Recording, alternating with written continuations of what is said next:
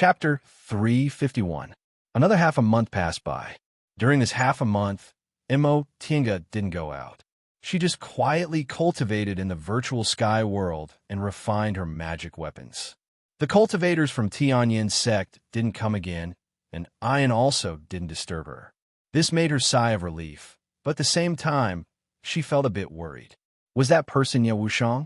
Did Master Song Feng come to Yunzhong with her? What happened between her and Tianyin's sect? She really wanted to know about these things, but it was inconvenient to ask in the current situation, so she could only suppress her curiosity and continue to refine her magic weapons. While she was concentrating on refining, she suddenly heard Ian's anxious voice. Fairy. Tinga opened her eyes, stopped breathing, put away her magic weapons, and came out of the virtual sky world. What's the matter? It was dark outside, so Ian didn't dare to enter the house. She reported in the courtyard. Fairy, someone wants to see you. Tinga focused her mind, and sensed there were other cultivators in the small courtyard. An early-stage core formation cultivator and 2 foundation building cultivators. After thinking for a while, she removed the restriction and stepped out of the house. The core formation cultivator waiting in the courtyard was unexpectedly Madame Chizu. Upon seeing her coming out, Madame Chizu smiled and bowed to greet her. Fellow Taoist Qingwei, I'm here to disturb you again. Tinga was a bit surprised, but she calmly returned the greeting and asked, Fellow Taoist, is there something important for you to visit so late at night? Madame Chizu frowned and forced a smile. There's indeed something. May I ask if fellow Taoist Qingwei knows the female cultivator who lives nearby? The fairy, who lived in another small courtyard, shopkeeper Dong mentioned. Tinga shook her head. To be honest, fellow Taoist Chizu, I haven't met any cultivator since I came to North Pole Island, and I haven't left the house for the past half a month. Really? The expression on Madame Chizu's face was very strange. She heaved a sigh of relief, but at the same time, she looked even more worried. She thought for a while and asked again, then these past few days, did fellow Taoist Divine Sense discover any traces of other cultivators? This question made Tinga raise her eyebrows. Fellow Taoist Chizu, you should know that cultivators keep their distance from each other. Since it's someone else's residence over there, of course, I won't use my divine sense to investigate. This was an unwritten rule between cultivators. Cultivators had a very strong sense of self-protection. A place like a cave residence was absolutely not allowed to be invaded by outsiders. If others used their divine sense to investigate, they would most likely be regarded as a person with ulterior motives. Realizing that her question was somewhat inappropriate, Madame Chizu was startled for a moment before she revealed a smile and said apologetically, I'm sorry, my words were inappropriate. To tell you the truth, we've been investigating for half a month and have already found out the identity of the thief. It just so happens that he lives in the courtyard closest to you. But when we arrived, we couldn't find him. I remembered that fellow Taoist Qingwei happened to be nearby, so I came to ask. Tinga was dumbfounded. Such a coincidence. Isn't that so? When I first heard the news, I also didn't dare to believe it. Madame Chizu's gaze was fixed on her. Although she had a smile on her face, her expression was somewhat nervous. Tinga smiled bitterly in her heart. Perhaps this Madame Chizu was worried that she was also an accomplice. That person stole something from Tianyin's sect, and she just happened to go to Jade Qilin Pavilion. Furthermore, her figure and accent were similar. After she clarified the matter, it turned out that that person also happened to live near her. With so many coincidences, how could she not suspect her? Thinking up to this point, Tinga sighed. Fellow Taoist Chizu, was that person also a core formation cultivator? Madame Chizu nodded. Yes. Her gaze shifted and she said, because the stolen item is precious, our sect's nascent soul seniors have already set out. Presumably, they'll be able to retrieve it in a few days. Upon hearing her answer, Tinga said faintly, then I wish your sect will be able to successfully retrieve the lost item. After saying that, the two of them were somewhat speechless. After standing for a while, Madame Chizu finally smiled and took her leave.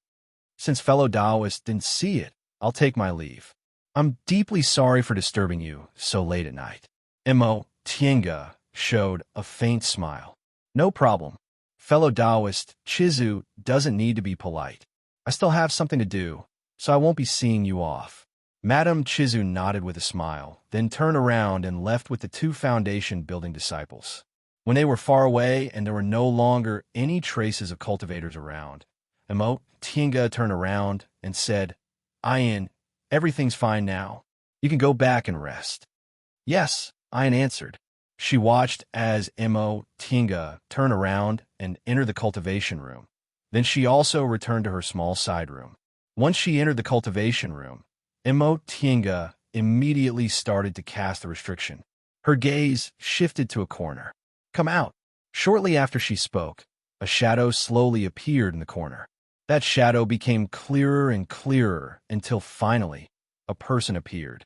The person was dressed in black and had a delicate and pretty face. It was Nie Wuxiang.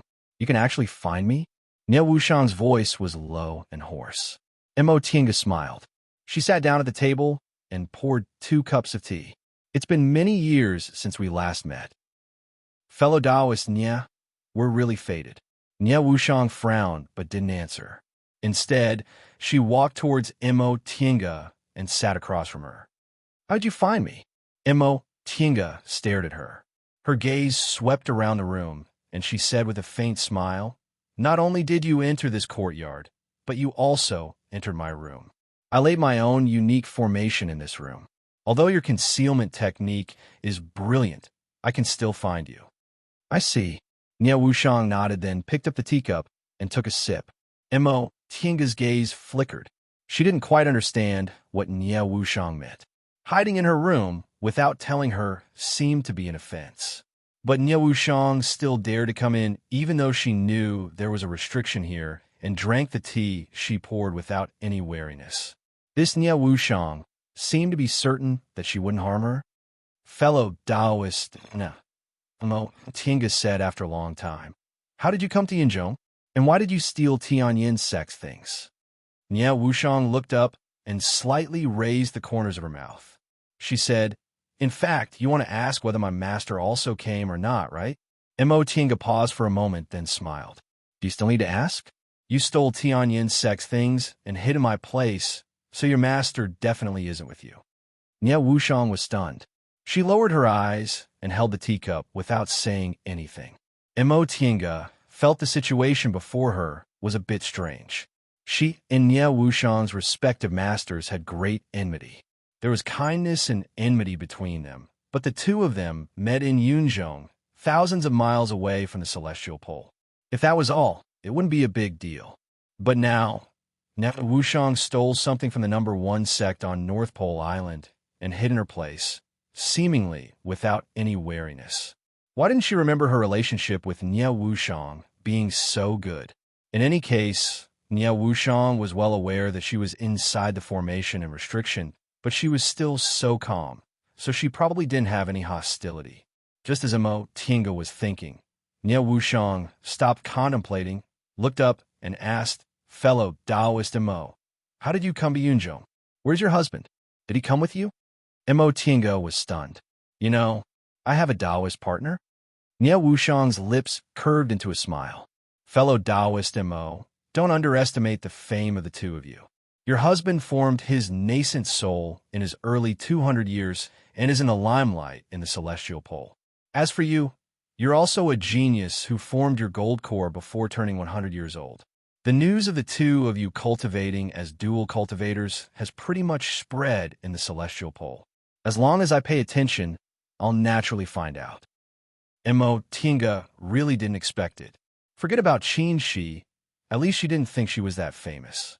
However, Nie Wuxiang mentioning this made her notice another thing.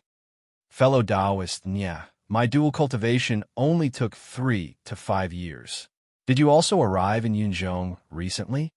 Nie Wuxiang nodded and cast a sidelong glance at her. Fellow Taoist Mo, I was the one who asked you just now. Mo Tienga smiled.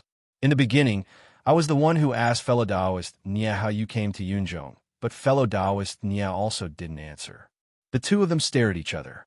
After staring for a while, they both felt a bit bored, so they withdrew their gazes and sighed. Their sighs were of the same mind. The two of them were stunned. They looked at each other and couldn't help but smile. With such a smile, the two of them imperceptibly became a bit closer. Those messy grievances were also temporarily thrown to the back of their minds. "All right, I'll answer first," Nia Wushang said. Nia Wushang said, "I got a treasure from my master. With the help of this treasure, I was able to safely cross the South Sea. But I went in the wrong direction and drifted to North Pole Island." She then looked at Mo Tienga. "What about you? How did you come to Yunzhou? I don't see your husband. Don't tell me you're also alone?" Mo Tienga answered, "Yes, I'm indeed alone. Originally, I just broke through to the middle stage of the core formation realm, so I went out to travel. Later, I accidentally found a path, so I came to Yunzhou." The two of them spoke vaguely. After all, their relationship was complicated, so some things didn't need to be explained too clearly. After giving a brief explanation, Mo Tienga asked, "Fellow Taoist Nia, you stole something from Tianyin sect and then hid in my place. What's the meaning of this?" "What? You don't want me to hide?" Nia Wushang asked instead of answering. Mo Tienga was dumbfounded. She then shook her head. "I don't want to meddle in your business, nor do I want to catch thieves for Tianyin sect. Weir has nothing to do with me." Upon hearing that, Nia Wushang smiled. "That being the case, why do you have to ask?" Mo Tienga frowned and said, "Fellow Taoist Nia, you're now in my cultivation room. If I don't ask, how can I continue living here?" Nia Wushang thought for a moment, then nodded. "What you said makes sense. All right, let's talk about our relationship first." Mo Tienga always felt that the Nia Wushang in front of her was different from the one she met on Demonic Mountain, and even more different from the one she met at the sect more than 60 years ago. Although the previous Nia Wushang had a delicate appearance, she looked vicious and had a strange character. However, the one in front of her was obviously a lot more relaxed, and her whole body was full of a kind of lively aura. Perhaps it was because she left Master Song Feng? She couldn't help but have this thought. This wasn't impossible. When they met on Demonic Mountain, Nia Wushang's behavior was very clear. Master Song Feng beat and scolded this disciple at every turn, and Nia Wushang also revealed feelings of fear and hatred towards her master. Thinking up to this point, Mo Tienga's mind was moved. Nia Wushang just said she obtained a treasure from Master Song Feng, which was why she could leave the Celestial Pole and come to Yunzhou. This sounded a bit strange. To be able to cross the South Sea by relying on this treasure must have great magical powers. Based on Master Song Feng's attitude towards her, it was impossible for him to give her such a magic treasure, right? Was it possible that she stole Master Song Feng's magic treasure and secretly escaped? Chapter 352. Seeing Mo Tienga staring at her like that, Nia Wushang was bewildered and looked down at herself. "What's wrong?" Mo Tienga smiled and went straight to the point. "Did you escape?" Nia Wushang's expression darkened in an instant, and she clenched her fists. Mo Tienga glanced at her hand and said, "Don't forget you were in my formation." Nia Wushang was startled and relaxed. After a while, she finally said, "Yes, I betrayed my master, stole his treasured magic weapon, and fled the Celestial Pole." At this point, she stared at Mo Tienga. "Are you happy now?" After confirming her guess, Mo Tienga finally felt like a huge rock had been lifted from her heart. The enmity between her and Nia Wushang was because of Master Song Feng. If she left Master Song Feng, the two of them wouldn't be enemies. She smiled and looked at Nia Wushang. "Yes, I'm very happy. Aren't you happy?" Such calmness stunned Nia Wushang.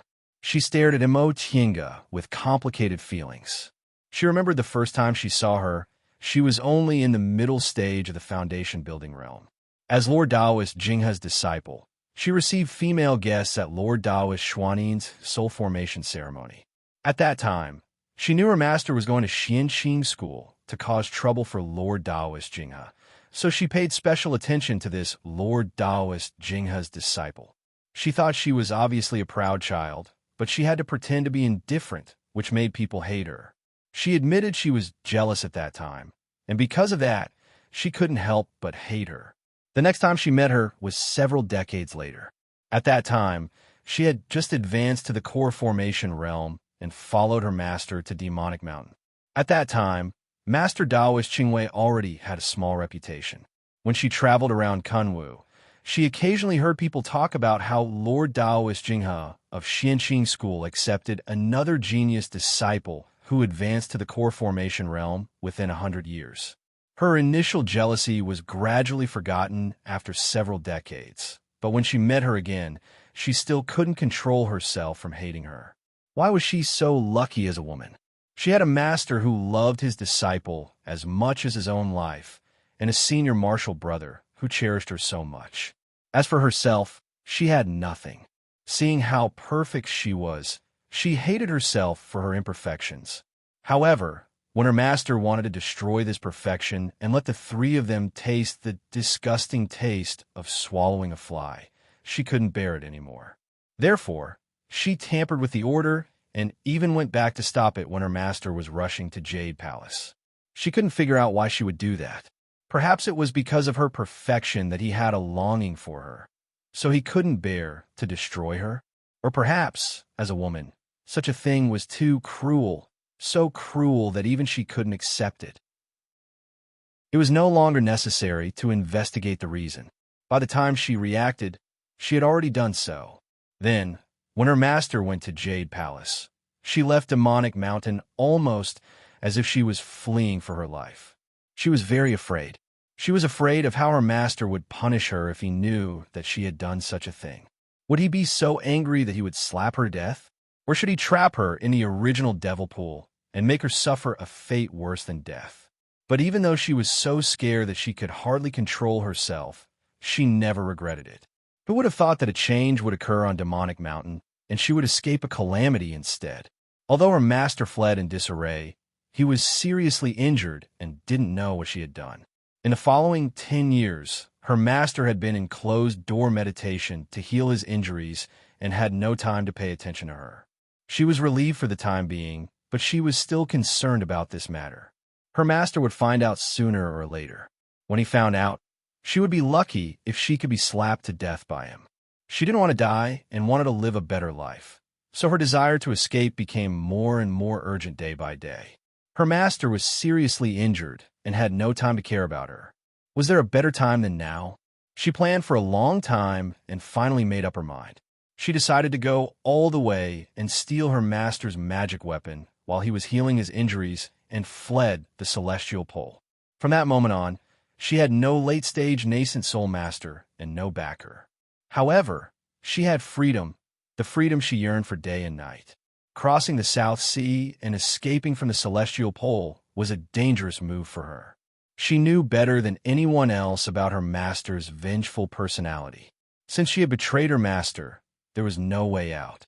If she was caught by him, she would be in a state worse than death. That being the case, she might as well risk it.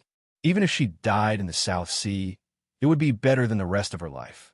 Fortunately, after letting her down for more than 100 years, God finally gave her hope this time, allowing her to cross the South Sea and safely arrive at Yunzhong's North Pole Island. But she never expected that she would meet Master Daoist Qingwei here again. Before leaving the Celestial Pole, she learned that her senior martial brother had succeeded in forming his nascent soul, and the two of them had become dual cultivation Dao companions. According to reason, shouldn't they be inseparable at this time? Why were they separated and came to Yunzhong thousands of miles away by themselves? She felt very confused. She suddenly realized she couldn't understand this God's favored one. Imo Tinga raised her eyebrows and asked, "What's wrong?" She didn't speak for a long time. Nie Wushang withdrew her gaze and said faintly, "Nothing. I just suddenly realized I don't seem to understand you." Imo Tinga frowned. She didn't quite understand what Nie Wushang meant. In the next moment, Nie Wushang smiled. "Forget it. Let's not talk about these things. Let's continue to discuss our relationship." Imo Tinga waved her hand. "Since you've left your master, even if we're not friends, we won't be enemies." Of course, as long as you're not hostile. Niao Wushang stared at her, her gaze becoming complicated again. You also saved me. She smiled. In any case, you were the one who stopped that matter in the end. I didn't have a chance back then, so I have to thank you now. Niao Wushang's gaze moved. It could be said that the reason she was sitting here today was directly caused by this matter. If she hadn't saved Imo Tienga, she wouldn't have chosen to escape out of fear of her master's punishment, and she wouldn't have taken the risk to cross the South Sea and come to North Pole Island. Why are you thanking me? If I hadn't taken Master there, you wouldn't have. Imo Tienga just smiled. Not long after you left, you brought your master back. Presumably, your master was nearby, right? With his divine sense, as the first late-stage nascent soul cultivator in the Celestial Pole, I'm afraid he'd have discovered us long ago. Of course, it's not that I don't care at all. It's just that the enmity between you and me is all because of your master. Since you've already left him, there's no need to mention it again. Niao Wushang's expression was complicated. She stared at her for a long time before she finally said, "That day, it wasn't me who took my master there. As soon as we came out of the fog, we were discovered by him." Imo Tienga wasn't surprised to hear this. She just nodded lightly. I see. Judging from Niao Wushang's attitude this time, Imo Tienga already guessed that Niao Wushang wasn't hostile towards her. That was for the best. Imo Tienga didn't want to be enemies with Niao Wushang. The two of them were silent for a long time before Imo Tienga asked, "Do you have anything else to say?" Niao Wushang shook her head, hesitated for a moment, then nodded. "You don't have to worry about Tianyin sect implicating you. I don't think they can discover me, even if they're nascent soul cultivators." "You're that confident?" Imo Tienga was a bit surprised. In fact, she wasn't afraid of being implicated. Her unique formation wasn't a common one. Even a nascent soul cultivator's divine sense would be blocked outside. Niao Wushang curled her lips into a proud smile. "My concealment technique has never failed. Otherwise, how could I dare to steal things from Tianyin sect?" That was true. Without Master Songfeng, she was only an early-stage core formation cultivator now. How could she fight against Tianyin sect, which had two nascent soul cultivators? Since she dared to do it, she naturally had something to rely on. Imo Tienga thought for a moment, then asked, "Why did you want to steal things from Tianyin sect?" Upon seeing Niao Wushang's hesitant expression, Imo Tienga added, "I'm just asking. If you don't want to answer, you don't have to." "There's nothing I can't say." Niao Wushang revealed a bitter smile. She lowered her head to look at her gloved hands and said softly, "You should know what kind of cultivator my master is, right?" Imo Tienga didn't answer. She didn't understand what Niao Wushang meant. Niao Wushang sighed, then continued to say, "What the Celestial Pole says is correct. He's indeed neither a human nor a ghost, neither a Taoist nor a devil. He can't be considered a real person at all. Although what I practice isn't his main cultivation technique, what kind of good things could he possibly teach me? I'm a martial cultivator, yet I've almost reached my current level without any bottlenecks in just over 100 years because he used his own primordial devil aura to open up all my meridians." At this point, she saw Imo Tienga's shocked expression, so her smile became even more bitter. "Correct. From another perspective, I'm also not a pure person.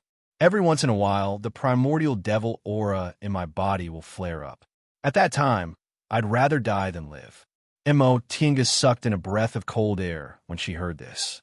She really didn't expect Master Songfeng to treat his disciple like this. "Is the thing you stole from Tianyin sect related to this?" "Correct." Niao Wushang was still staring at her hand in a daze. "Since I left Master, I wanted to live like a human. After I arrived on North Pole Island, I inquired everywhere for a way to eliminate the primordial devil aura. Finally, I heard that Tianyin sect had a treasure." At this point, she looked up at Imo Tienga and revealed a mocking smile. "Everyone says Yunzhong cultivators are more powerful than Celestial Pole cultivators. In my opinion, it's just that the way they fight is a bit strange. They can't be considered powerful." Imo Tienga was silent. Niao Wushang was a martial cultivator, so her way of fighting was very different from Dao cultivators. The two main characteristics of Yunzhong cultivators in fights of magical powers, speed and control of spiritual aura, were useless against her, so it was no wonder she said that. Then what's next? Mo Tinga asked. How long are you going to hide here? Nie Wushang said indifferently. It won't be too long. That group of idiots won't be able to find me. 3 days later, I'll disguise myself as a cultivator going out to sea and leave North Pole Island. She stared at Mo Tinga, her gaze flickering. Of course, if you're still afraid I'll implicate you, I can also leave. Mo Tinga stared at her, raised her eyebrows, and smiled. What? You want to provoke me to help you? Nie Wushang was stunned, but she soon smiled helplessly. All right, we're not enemies now, but we're not friends either. I just want to stay here. If you want to drive me away, I can't do anything about it, but if you don't, I won't leave. Chapter 353. Nie Wushang looked very calm, as if she wasn't worried about being captured by Tianyin's sect at all.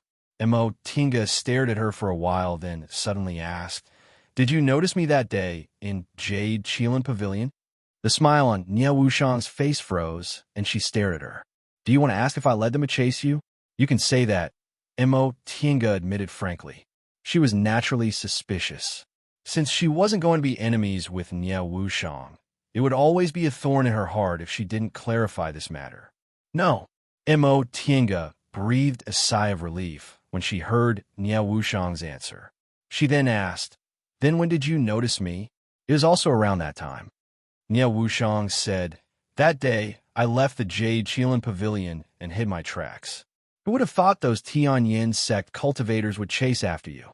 I followed them out of curiosity and found out it was actually you. Furthermore, you're also living here just like me. Nie Wushang also felt this matter was inconceivable. She originally thought she and Mo Tinga walked two completely different paths. Now, that Mo Tinga had a Dao companion to accompany her in her cultivation. She should be proud of herself in the Celestial Pole. She didn't expect Mo Tinga would escape in a sorry state, just like her, and arrive in Yunzhong thousands of miles away.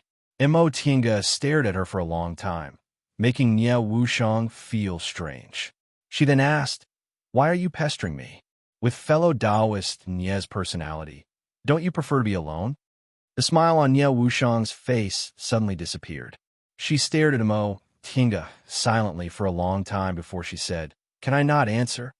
Mo Tinga gave her a deep look, then nodded. Up to you. She straightened her body, brushed her sleeves, then sat down on her praying mat. If you want to stay here, I won't drive you away.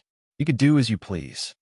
Nie Wushang watched as Mo Tinga closed her eyes and began to meditate, no longer prepared to pay attention to her. She then looked down at her gloved hands and suddenly felt very confused. After so many years, she finally escaped. But how could she continue on this path? She couldn't help but look at Mo Tinga, who was meditating with her eyes closed and seemed completely defenseless against her. Could this person give her an answer? Mo Tinga opened her eyes and stared at Nie Wushang, who was cultivating freely in the corner. She couldn't help but smirk. The reason she let Nie Wushang stay here without worry was naturally because she had confidence in her unique formation. As long as Nie Wushang made any strange movements, she could instantly kill her. However, from the looks of it now, Nie Wushang really didn't have any hostility towards her.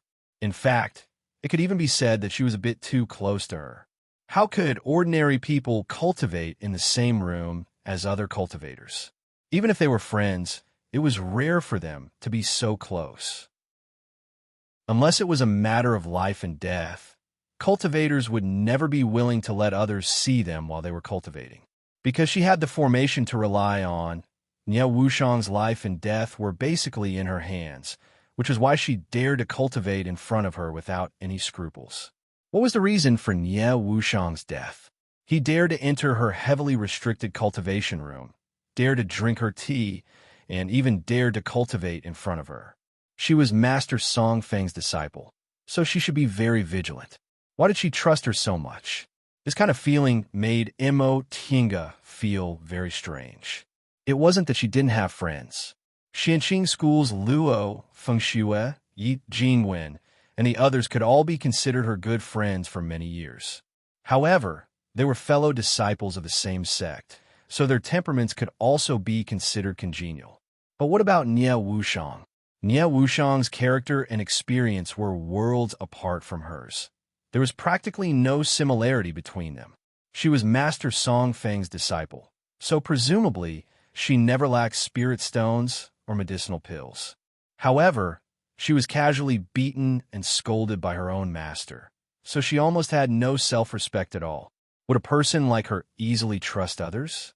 As for Imo Tinga herself, although she wandered from place to place when she was young and lacked medicinal pills, second uncle still gave her meticulous care. After losing second uncle, she got her master, Qin Shi, and some friends. It was precisely because of this kind of experience that although she developed a suspicious and cautious personality, she would also trust others and believe in the truth. She and Nie Wuxiang were basically two different kinds of people. What was even more strange was that, according to reason, she didn't reject trusting others, and Nie Wuxiang had saved her before, so it was normal for her to have a certain amount of goodwill towards Nie Wuxiang. However, based on Nie Wuxiang's experience growing up, she should be wary of her. Why did she seem more at ease than Imo Tinga? Imo Tinga felt she couldn't guess Nie Wuxiang's thoughts at all. She had never met someone like Nie Wuxiang, but this Nie Wuxiang couldn't be deduced with common sense. Why are you looking at me? Nie Wuxiang suddenly opened her eyes. Imo Tinga showed a faint smile and said calmly, "I'm wondering what you're thinking in the end." Nie Wuxiang was stunned, but she soon revealed a faint smile and said, "Then why don't you just ask? But you didn't answer me before." Imo Tinga stared at her and said, "I really don't understand why you trust me so much." Nie Wuxiang hung her head and was silent for a long time before she finally said, "I don't know. Maybe after leaving Master, I just want to try living another kind of life. Even if that's the case, why did it have to be me? Aren't you afraid I'll attack you for cultivating in my place without any vigilance?" Nie Wuxiang chuckled at this question and raised her head to look at Imo Tinga. "Just take it as my intuition that you can trust me." Imo Tinga was silent and didn't say anything else. Nie Wuxiang sighed softly, then closed her eyes again, hiding the loneliness in them. In fact, she still didn't say the real reason. Ever since she was a child, she had always dreamed of escaping that terrifying master and living a new life. But when she realized her dream, she found herself at a loss. How could she be considered a person if she lived like a person? She wanted to walk under the sun, talk and laugh with others, have a strong heart, and be willing to trust others. But now, her primordial devil aura was hidden deep in her meridians, so she still couldn't be considered person. In the past year, she restrained her spiritual breath and hidden this in looking for a way to dissolve the primordial devil aura while thinking about what she should do next. After so many years, she already didn't know how to interact with people. How could she start the life she wanted? At this time, she saw Imo Tinga again, the person she envied and felt ashamed of. She suddenly thought that maybe this was her beginning. This was a rare old friend who knew her background and didn't need to explain anything. Most importantly, Imo Tinga saved her, so she could gamble on whether there was goodwill between them, or even whether a friendship could be established. What if Imo Tinga didn't trust her? She thought about this problem. At that time, a deep sense of fatigue welled up in her heart. If that was the case, then just disappear. She laughed at herself for having such a world-hating idea. She escaped from the celestial pole with untold hardships and narrowly escaped death. But in the end, she put her life in someone else's hands. However, she didn't want to change her decision. For so many years, she had never controlled her own fate, so she was still a loss even after breaking free from the shackles. That being the case, what if she let someone else decide for once? Now it seemed she had won the gamble. Imo Tinga didn't want to be her enemy. This made her feel a little meaning in life. Her life wasn't a failure. At least there was someone willing to accept her trust. Thinking of this, she suddenly felt a little hope in her loneliness. This kind of new beginning wasn't bad. 3 days later, Nie Wuxiang stopped cultivating and looked at the bright window. "You're leaving?" Mo Tinga opened her eyes and looked at her. Nie Wuxiang didn't turn her head and just answered, "It's time." Mo Tinga thought for a while and finally asked, "Do you have a surefire way to leave?" Nie Wuxiang turned to look at her and said, "Are you leaving or not?" Mo Tinga was stunned for a moment. Then she said with a smile, "If I go with you, does that mean I'm really your accomplice?" Nie Wuxiang shrugged and said indifferently, "Are you still worried about being implicated by me? I can't afford to provoke 2 nascent soul cultivators," Mo Tinga said faintly.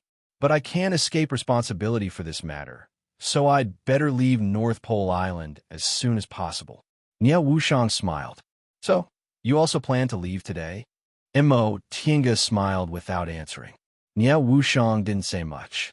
She began to disguise herself in front of Mo Tinga. She took out a bunch of strange things from her chinquan bag and started to wipe her face. All kinds of powdery things were smeared on her face. Some were red, some were yellow, and some were yellow. When she finished, her face became a strange waxy yellow. Then she added a mole, trimmed her eyebrows, and stuck a beard on her face. When she finished, she tied up her hair again, changed her clothes, and immediately turned into a skinny man. Mo Tinga saw her transformation with her own eyes, so she was very curious. "You're the secular world's disguise technique." Nie Wuxiang put away the things on the table, picked up a powder box, and shook it in front of her. "Do you want it?" Mo Tinga shook her head and looked at her carefully. She couldn't see any flaws, so she couldn't help but sigh. This is a good method. High-level cultivators can easily see through disguise technique, but the secular world's disguise technique can only be distinguished by eyesight. It's useless no matter how high your cultivation level is. It was also because of this reason that she disguised herself as a man when she entered Yunwu's sect. Cultivators possessed magic power, so they often relied on their divine sense and neglected the most fundamental problem of disguise. However, Nie Wuxiang's methods were much more brilliant than hers. She almost became a different person. "I'm leaving." After putting away the things, Nie Wuxiang looked up at her. "Thank you for taking me in this time." Mo Tinga smiled and didn't stand on ceremony. She asked, "What's your plan after leaving North Pole Island?" "Naturally, I'm going to Yunzhong's inland," Nie Wuxiang said. "North Pole Island's transporting formation has something to do with Tianyin sect, so it's not convenient for me to use it.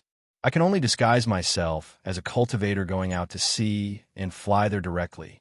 I'll probably go to Eastern Tang first. At that time, I hope we'll be fated to meet again." Mo Tinga nodded. Since she crossed the South Sea and came to Yunzhong, she could naturally fly directly from North Pole Island to Yunzhong's inland. She didn't need to worry about this at all. "All right, we'll meet again in the future." Nie Wuxiang sighed, then smiled. She took out a bamboo hat from inside her robe and put it on her head. After Mo Tinga opened the restriction, she pushed the door open and walked out. Soon, she disappeared without a sound. Mo Tinga stared at the place she left, silent for a long time. Chapter 354.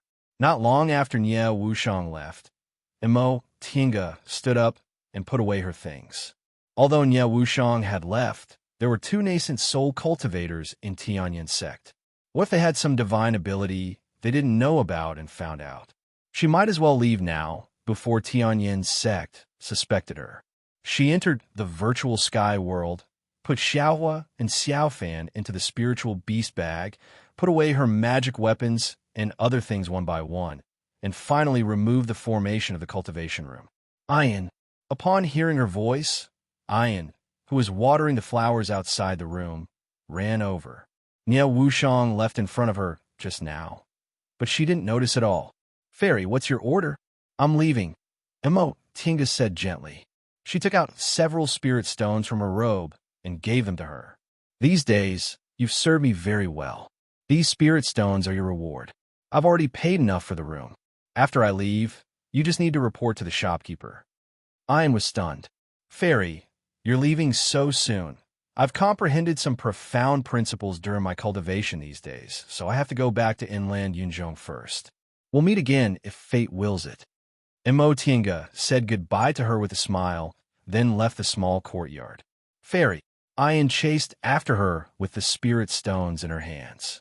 She wanted to thank her, but she found that there was no one outside the courtyard. She sighed regretfully and turned back silently. As a maid in this inn, she rarely met cultivators who were so easy to serve. She even gave her a lot of spirit stones before she left.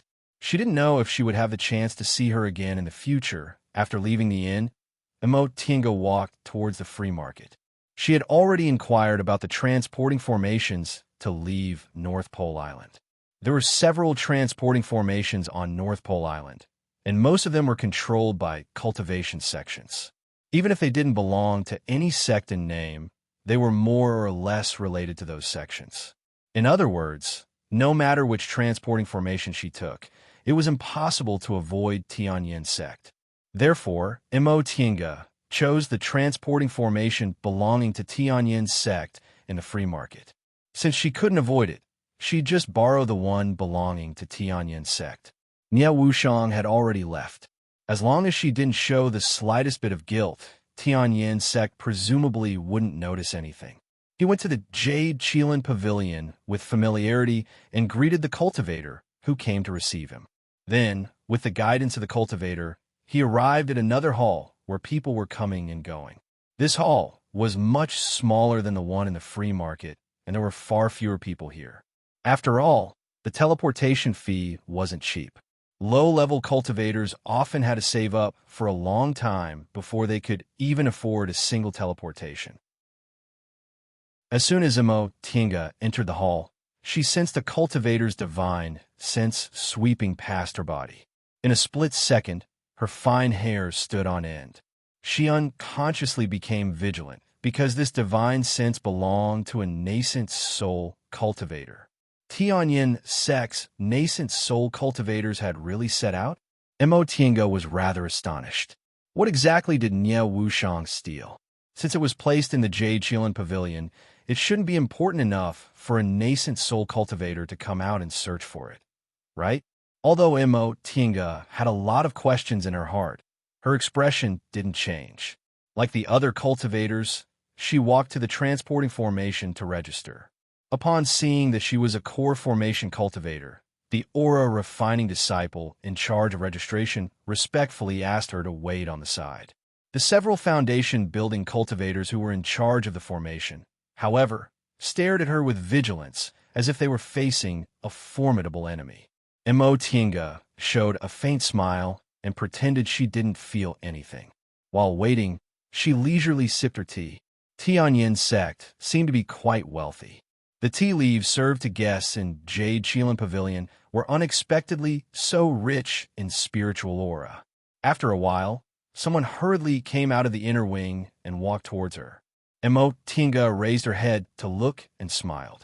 What a coincidence! It was unexpectedly that Madame Chizu again. Upon seeing her, Madame Chizu also smiled without saying anything. The two of them greeted each other with great tacit understanding. Fellow Taoist Chizu. Fellow Taoist Qingwei. After greeting each other, Madame Chizu asked with a smile, Fellow Taoist Qingwei, are you leaving North Pole Island? Why don't you stay for a few more days? Mo Tiange answered with a smile, I suddenly had an epiphany while cultivating recently, so I need to go back to inland Yunzhong as soon as possible. Fated chances wait for no man. Although I haven't strolled around North Pole Island enough, I have no choice but to leave. I see. No cultivator would doubt this reason. For cultivators, nothing was more important than fated chances. Mo Tiange looked around, then asked with a hint of curiosity, Fellow Taoist Chizu, could it be that you still haven't found that thief? Although there were no core formation cultivators at the scene, these foundation-building cultivators nervously checked the cultivators who left. There were also nascent soul cultivators overseeing the scene. Once they found a core formation cultivator, Madame Chizu even came out to personally check. This was an extraordinarily grand display. Mo Tiange couldn't help but worry. Although Nya Wushang was only disguised as a cultivator who went to sea, presumably they also checked her, right? She wondered if she passed. Madame Chizu smiled helplessly. Yes, my nascent soul martial uncle from my sect ordered us to carefully check all the cultivators who left North Pole Island during this period of time. Fellow Taoist Qingwei, you don't mind, right? Mo Tiange was worried, but her expression was indifferent. She said, Fellow Taoist, please go ahead and check. I just hope you can let me leave as soon as possible. If I miss this fated chance, I don't know when the next one will be. That's natural. Madame Chizu readily agreed, then said, Fellow Taoist Qingwei, please. Mo Tiange stood up and followed Madame Chizu into an empty wing room. Madame Chizu took out a jade plate, circled Mo Tiange, and carefully examined it twice. In the end, she heaved a sigh of relief and said with a smile, All right, fellow Taoists can go and handle the formalities. Upon hearing this, Mo Tiange's tense nerves relaxed. She felt the divine sense entangling her finally dissipate. She still had the same expression on her face as she cupped her hands and bowed to Madame Chizu. Fellow Taoist Chizu, I'll take my leave now. Until we meet again. Until we meet again. It's really not a good time for me to meet fellow Taoist. My sect just happened to have a major event. If fellow Taoist comes to North Pole Island again in the future, I'll play the role of a host. Madame Chizu walked her to the transporting formation and told the disciple guarding it to waive her teleportation fee. The two of them exchanged pleasantries again before they formally said their goodbyes. With Madame Chizu's permission, the attitude of the several foundation-building cultivators guarding the transporting formation immediately became much more polite. They asked respectfully, May I know where Senior wants to be teleported to? Mo Tiange smiled and asked, How many places can your transporting formation teleport to? Senior, our transporting formation teleports to 3 places: Eastern Tang State, Southern Zhou State, and Northern Lin State. Mo Tiange said, to Eastern Tang State. Is it directly teleported to the capital? No. The foundation building cultivator spread the map and pointed at Eastern Tang State. Senior, please take a look. Our teleportation location is here. It's called Sky Snow City. Here, Mo Tiange mumbled. It seems a bit far. The foundation building cultivator showed an apologetic expression. The capital is too far, and the teleportation fee is too high. However, there's also a transporting formation in Sky Snow City, so it should be very convenient for Senior to return to the sect. Mo Tiange knew he misunderstood, but she didn't explain. It would be advantageous for her if others thought she was a cultivator from Eastern Tang State. If they knew she came from the distant celestial pole, who knew whether someone would want to get something from her out of curiosity? She nodded. All right, Sky Snow City it is. Chapter 355. This was a city located in the northern part of Yinzhou. The snow-white city walls were made of a special kind of white stone. The rows of buildings in the city were all made of stone without exception. Under the clear blue sky, there was a city that was as white as snow. The white was distinct, and the blue was clear. Looking at the beautiful scene in front of her, Mo Tiange couldn't help but sigh. No wonder the city was called Sky Snow City. The blue sky and white snow really lived up to its name. Senior, do you want a map?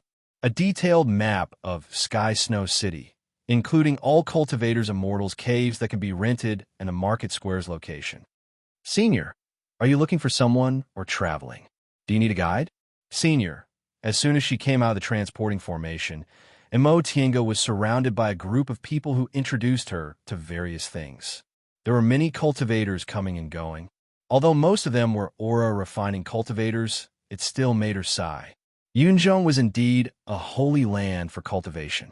It wasn't like a cultivation city like Kuanzhong City, which also had such an atmosphere. In the end, she just bought a map of Sky Snow City and sent the others away. Although Sky Snow City wasn't the capital of Eastern Tang, it was still a big city. According to the map, this city had a history of more than 10,000 years. Because there was a white stone mountain nearby, the city was built with mountain stones. The city was like snow, so it was called Sky Snow City. It was said that the white stones of Sky Snow City were extremely hard, like jade, and had the function of gathering spiritual aura. Although they were far inferior to spirit stones, they were better than nothing. Therefore, there were many middle and low-level cultivators living in this city. They called the white stones white spirit stones and jokingly called the houses they lived in spirit stone houses, which was very interesting. At the same time, Tinga also discovered that Sky Snow City itself had a medium-sized spirit vein, coupled with the function of white spirit stones. Although it wasn't enough to build a sect, it was a blessed land for many individual cultivators. It was no wonder that so many individual cultivators gathered in this city. After leaving Tianyan's sect station, Tinga thought for a moment and decided to find a place to stay first. Among the 5 great sects of Eastern Tang, Wuxing Valley was remote, Pufa School was in the west, Jingshu School was near the capital, Danxia sect was in the north, and Jian sect happened to be not far from Sky Snow City. Tinga's primary purpose in coming to Yunzhong was to travel. Her secondary purpose was to go to Danxia sect to investigate and find traces of Yaoqing, as well as the complete art of Sunu. However, Danxia sect was, after all, a great cultivation group in Yunzhong, and Yaoqing was a traitor, so it was unwise to ask her directly. They could only slowly get in touch with her and slowly figure things out.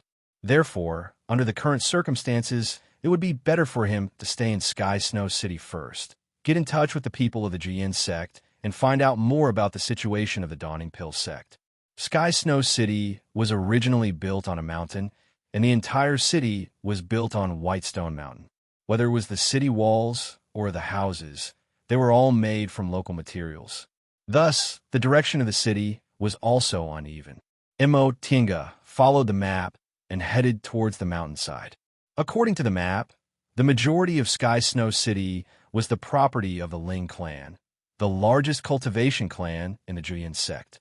The Ling clan was located at the top of White Rock Mountain, occupying the area with the densest spirit chi. At the bottom of the mountain, there were many cave dwellings. These cave dwellings were of different sizes and had different spiritual chi. They were all for rent. Rogue cultivators who came to Sky Snow City would rent cave dwellings from the Ling clan regardless of whether they were staying for a long time or for a short period of time. When she reached the mountainside, Tinga looked at the map, then turned left according to the directions on the map. This White Rock Mountain was obviously a mine. There was very little vegetation here. There was only a small amount of yellow soil and some drought-resistant shrubs. Tinga thought that the cultivators of Sky Snow City should be lacking in spiritual plants, right? She wondered what they used to concoct medicinal pills. As she was walking, she suddenly felt a spiritual aura fluctuation. Tinga's gaze shifted, but she continued to walk forward as if nothing had happened. When she passed by a shrub, spiritual aura suddenly fluctuated above her head. A golden net came down from above, covering her completely in an instant. Seeing that she couldn't move and was covered by the golden net, 2 cultivators came out from behind the mountain rock. One of them laughed. "Big brother, I told you no one could escape our inescapable net. What do you think?" These 2 cultivators were both in the foundation building realm. One of them had a messy beard on his face, so his appearance couldn't be seen clearly. The other had shifty eyes and looked very wretched. He was the one who spoke. The former was in the middle stage of the foundation building realm, while the latter was in the early stage. The big man with the messy beard was very cautious. He frowned and reminded them, "Don't be arrogant. This person's cultivation level is higher than ours. No matter how high his cultivation level is, he still can't break the inescapable net, right?" The wretched man stared at Tinga, trapped in the golden net, with a smile. He licked his lips and said, "Big brother, this woman looks pretty good. Look, don't talk nonsense."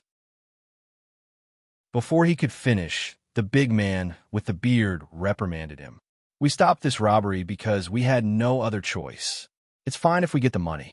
Have you forgotten the commandments?" "Commandments?" The wretched man snorted disdainfully. He was very dissatisfied. "Big brother, have you forgotten that we've been driven out?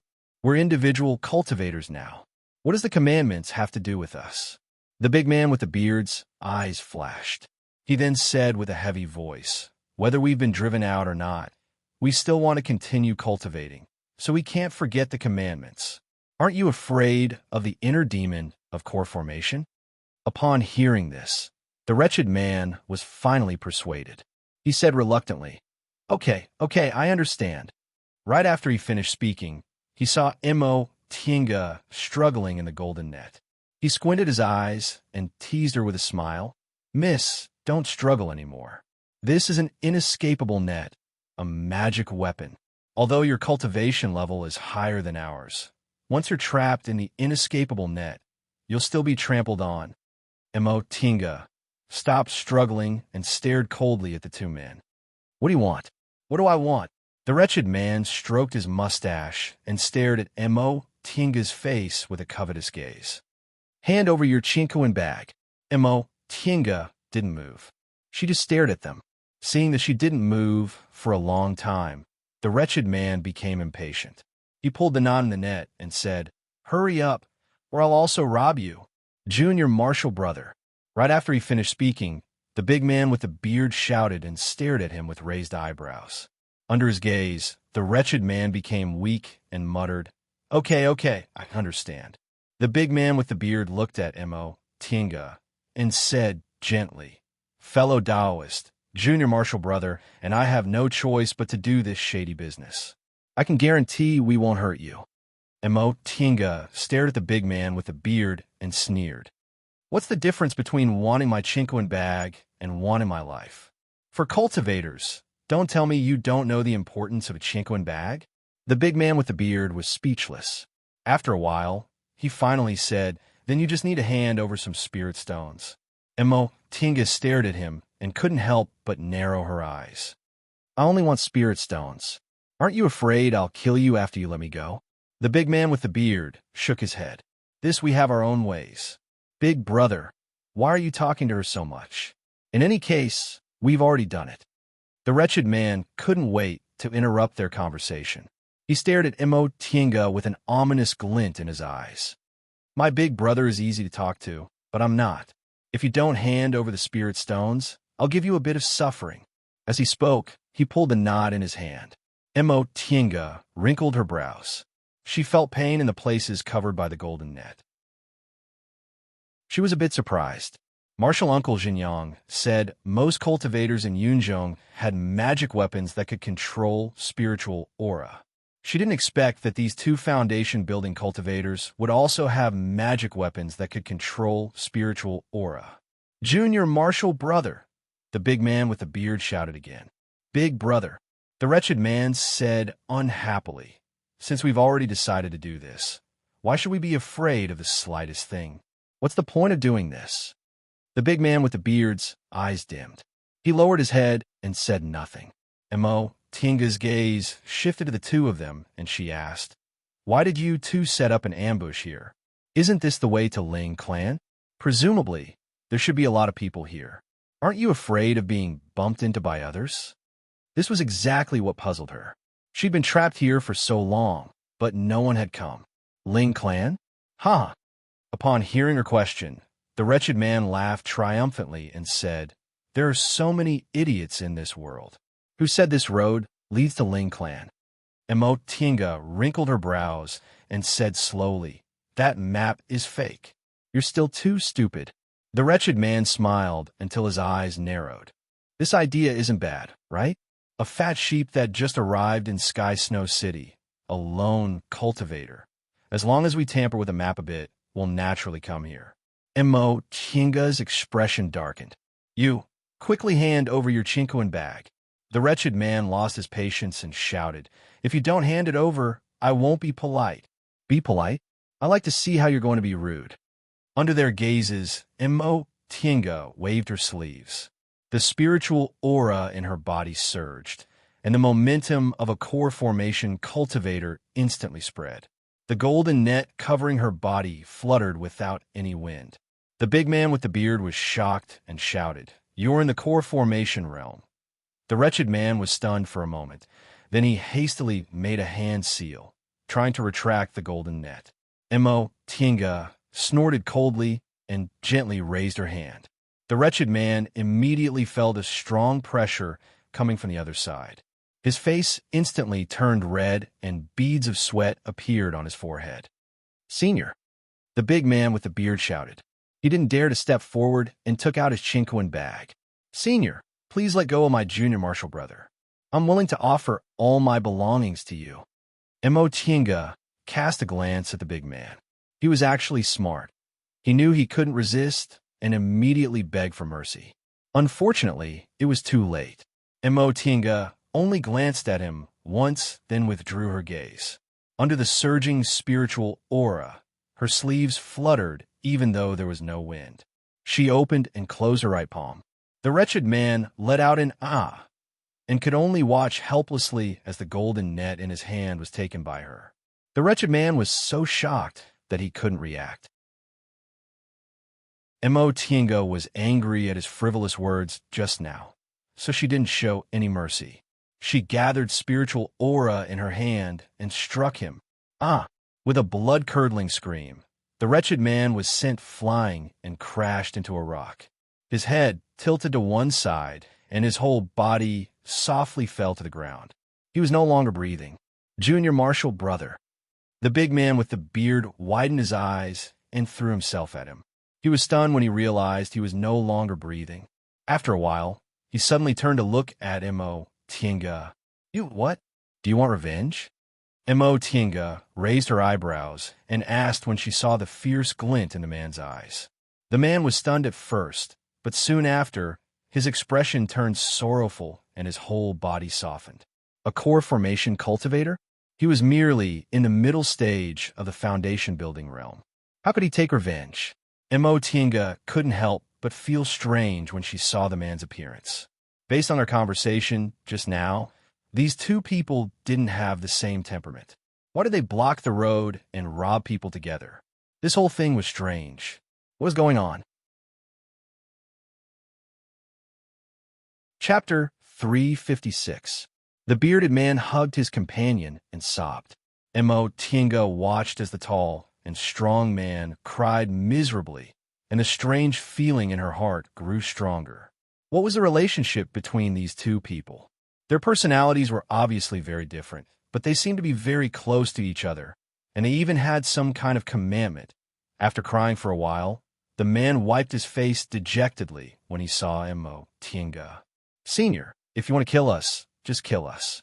We offended you first, so we can only blame ourselves for not following the commandment and not knowing how to recognize people." Imo Tinga frowned and stared at the man without saying anything. After a while, seeing that she didn't want to attack, the man raised his head and looked at her with puzzled eyes. "Senior, are you a Buddhist cultivator?" Imo Tinga suddenly asked. There was a flash of hesitation in the big man's eyes. He paused for a moment and finally nodded.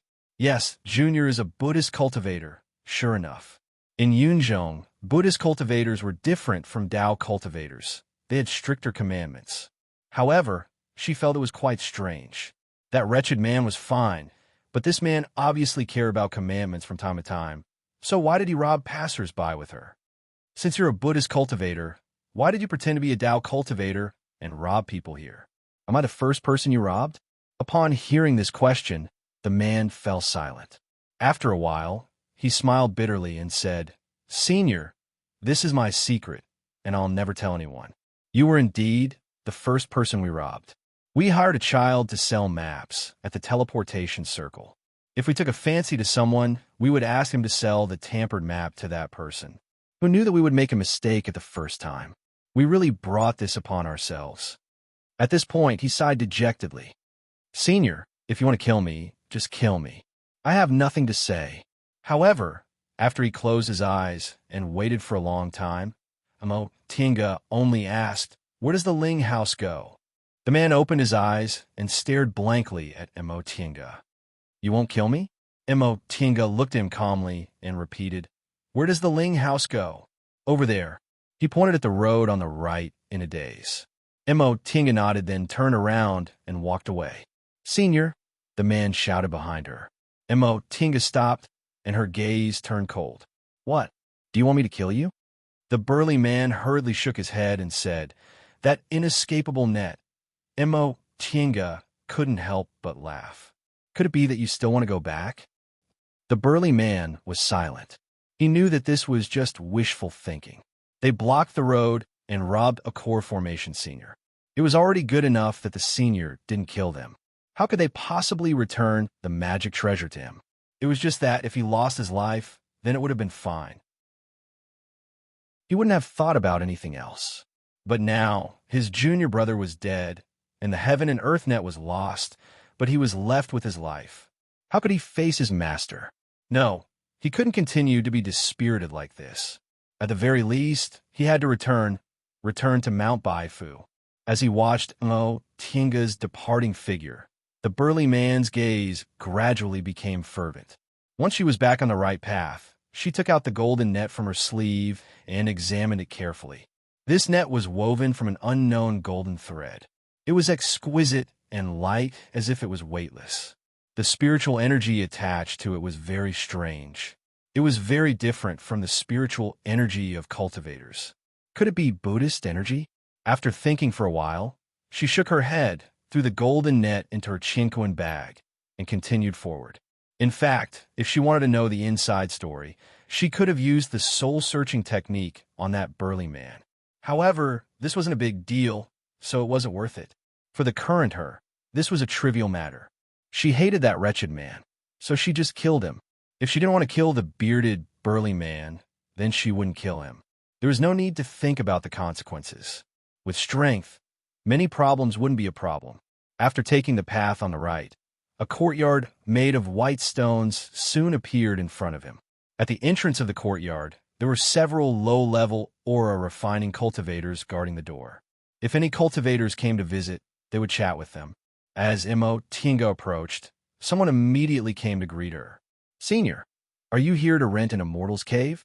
Mo Tienga nodded. "Yes." That person immediately said, "Please come with me." Mo Tienga followed the aura refining cultivator into the courtyard and into a room. This room looked like an ordinary study, similar to Xianxing School's steward's hall. There was a wide table on one side, and a foundation building cultivator was lying motionlessly on the table, holding a wine bottle in his hand. The whole room reeked of alcohol. When the aura refining cultivator who led Mo Tienga into the room saw her eyebrows twitching unconsciously, he hastily opened the window, then stepped forward to push the seemingly drunk foundation building cultivator. Second uncle, second uncle." After a while, the cultivator finally moved.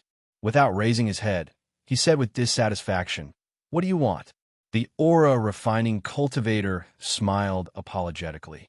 "Second uncle, there's a foundation building senior here to rent an immortal's cave." "Oh." After a while, the cultivator finally reacted. He rubbed his eyes, stretched his body, and shifted his gaze to Mo Tienga.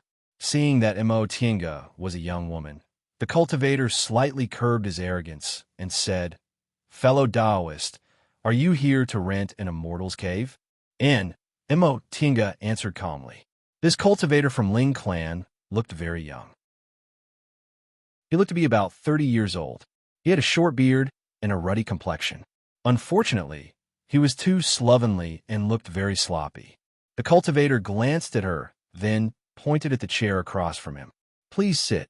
Mo Tienga looked at the dark blue Taoist robe at the cuffs of his sleeves, then at the chair. After a moment of hesitation, she cautiously sat down. Upon seeing her expression, the cultivator probably felt embarrassed. His face turned slightly red, and he rolled up his sleeves. "May I know what kind of immortal's cave fellow Taoist wants to rent?" Mo Tienga said, "I'm not familiar with Sky Snow City, so I don't know what's different about the immortal's cave or manor rents. Fellow Taoist, please tell me." "Oh, I see." The cultivator nodded, then took a scroll from the table. He then spread it open with his hand. This scroll was extremely large and practically covered the entire table. The shape of a mountain was drawn on it. Obviously, it was a map of Whitestone Mountain. Between the mountain rocks, there were many circles drawn. These circles varied in size and color.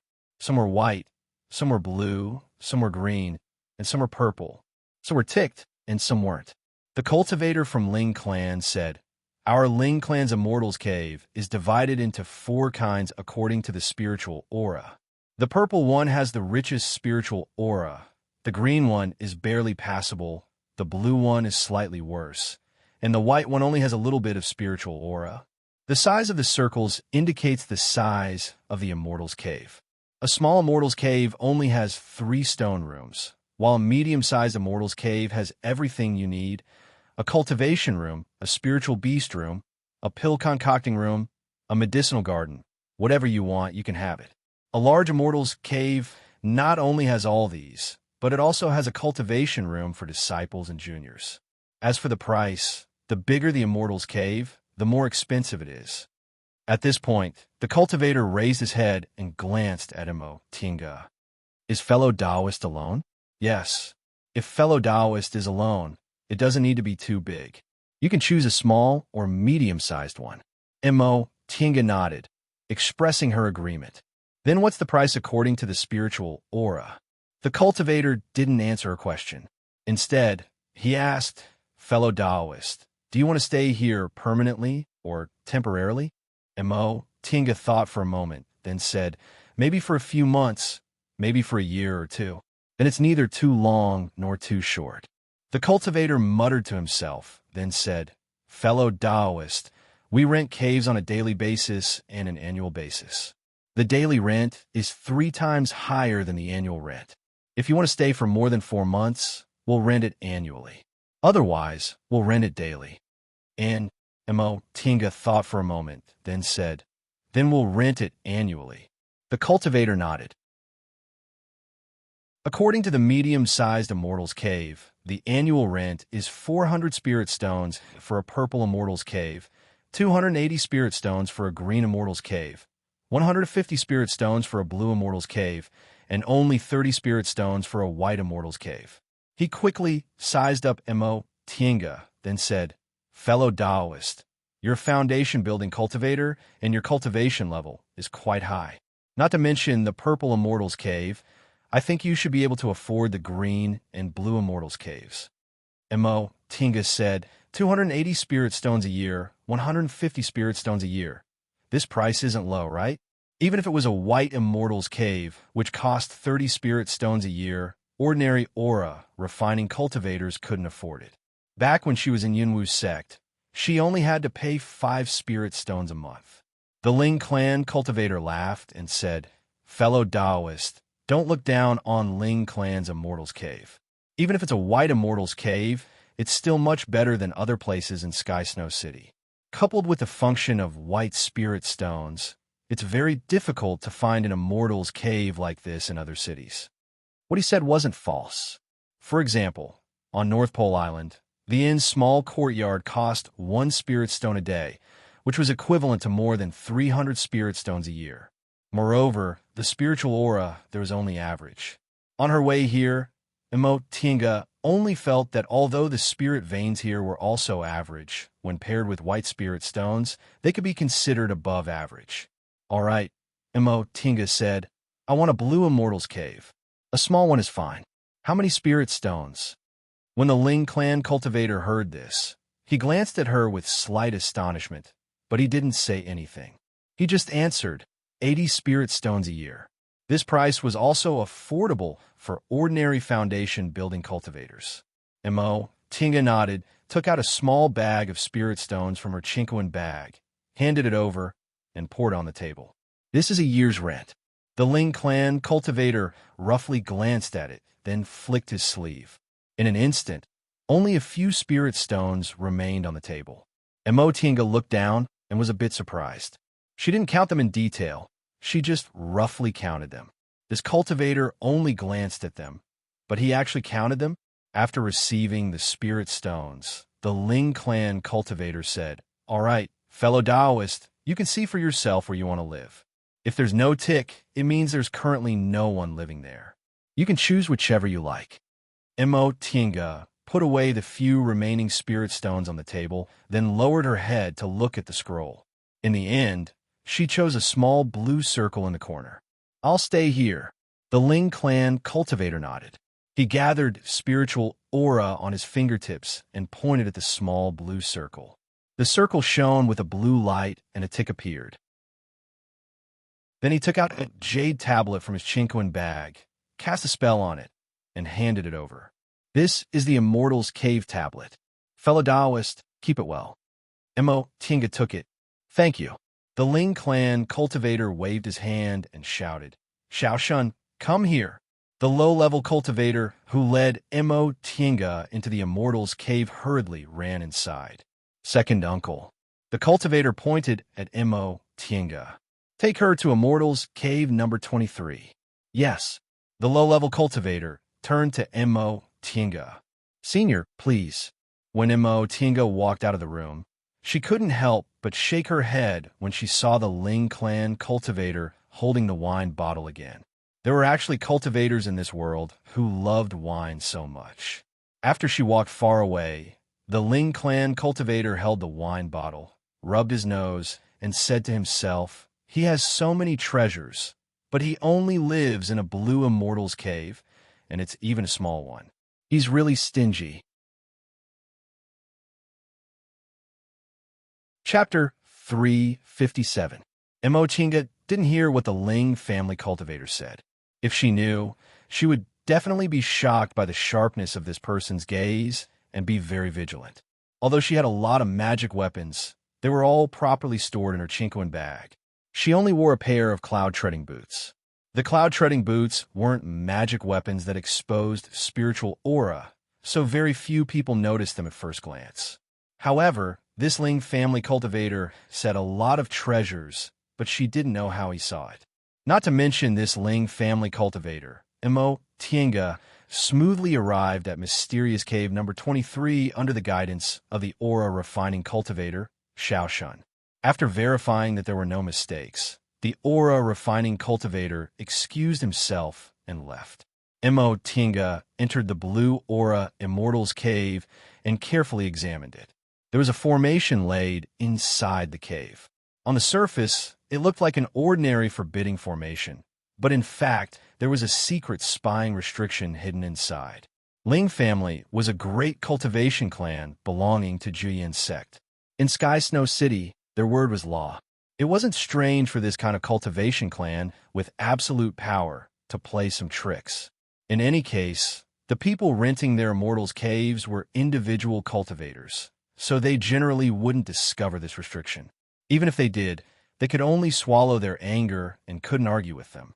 Because of that, Mo Tinga only used some tricks to erase this prying restriction. Then, she laid her own formation to replace Ling family's formation. She entered the virtual sky world and released Xiaohua and Xiaofan to let them cultivate on their own. Just as she was about to take out the magic weapons and continue refining them, Xiaohua, who had just released the spiritual beast bag, rushed in and suddenly bit Mo Tinga's sleeve, pulling her outside. What's wrong? Mo Tinga was puzzled when she sensed Xiaohua's anxiety. Xiaohua naturally wouldn't answer. It just bit her sleeve and ran outside.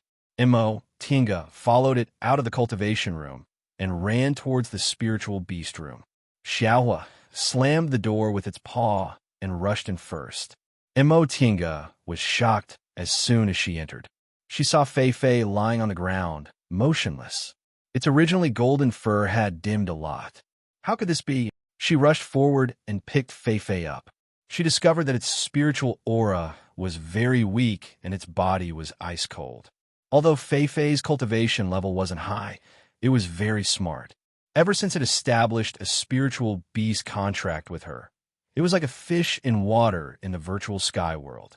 Aside from occasionally pestering her to play with it, it never needed her to take care of it. When it was thirsty or hungry, it would find something to eat on its own. She didn't need to care much about its cultivation. She just needed to give it medicinal pills from time to time. But what was going on? Xiaohua whimpered and circled around Mo Tinga twice, looking very downcast. Mo Tinga didn't have time to pay attention to it. She carried Fei Fei back to her cultivation room and carefully examined the spiritual aura inside its body. The special characteristic of the Fei Fei race was that they didn't have great power, but they had a unique affinity. It was the same for Fei. The spiritual energy in its body was quite gentle and not invasive at all. As soon as one approached it, it gave people a feeling of holiness. After a while, Tinga finally withdrew her spiritual aura from Fei's body and a frown appeared on her face. She had checked Fei's meridians and dantian and didn't find anything abnormal, but it was a fact that the spiritual aura was very weak. What exactly went wrong? Did it eat something? Or did something go wrong with its cultivation? Regardless of which it was, as long as there was no abnormality in its spiritual aura, she was helpless.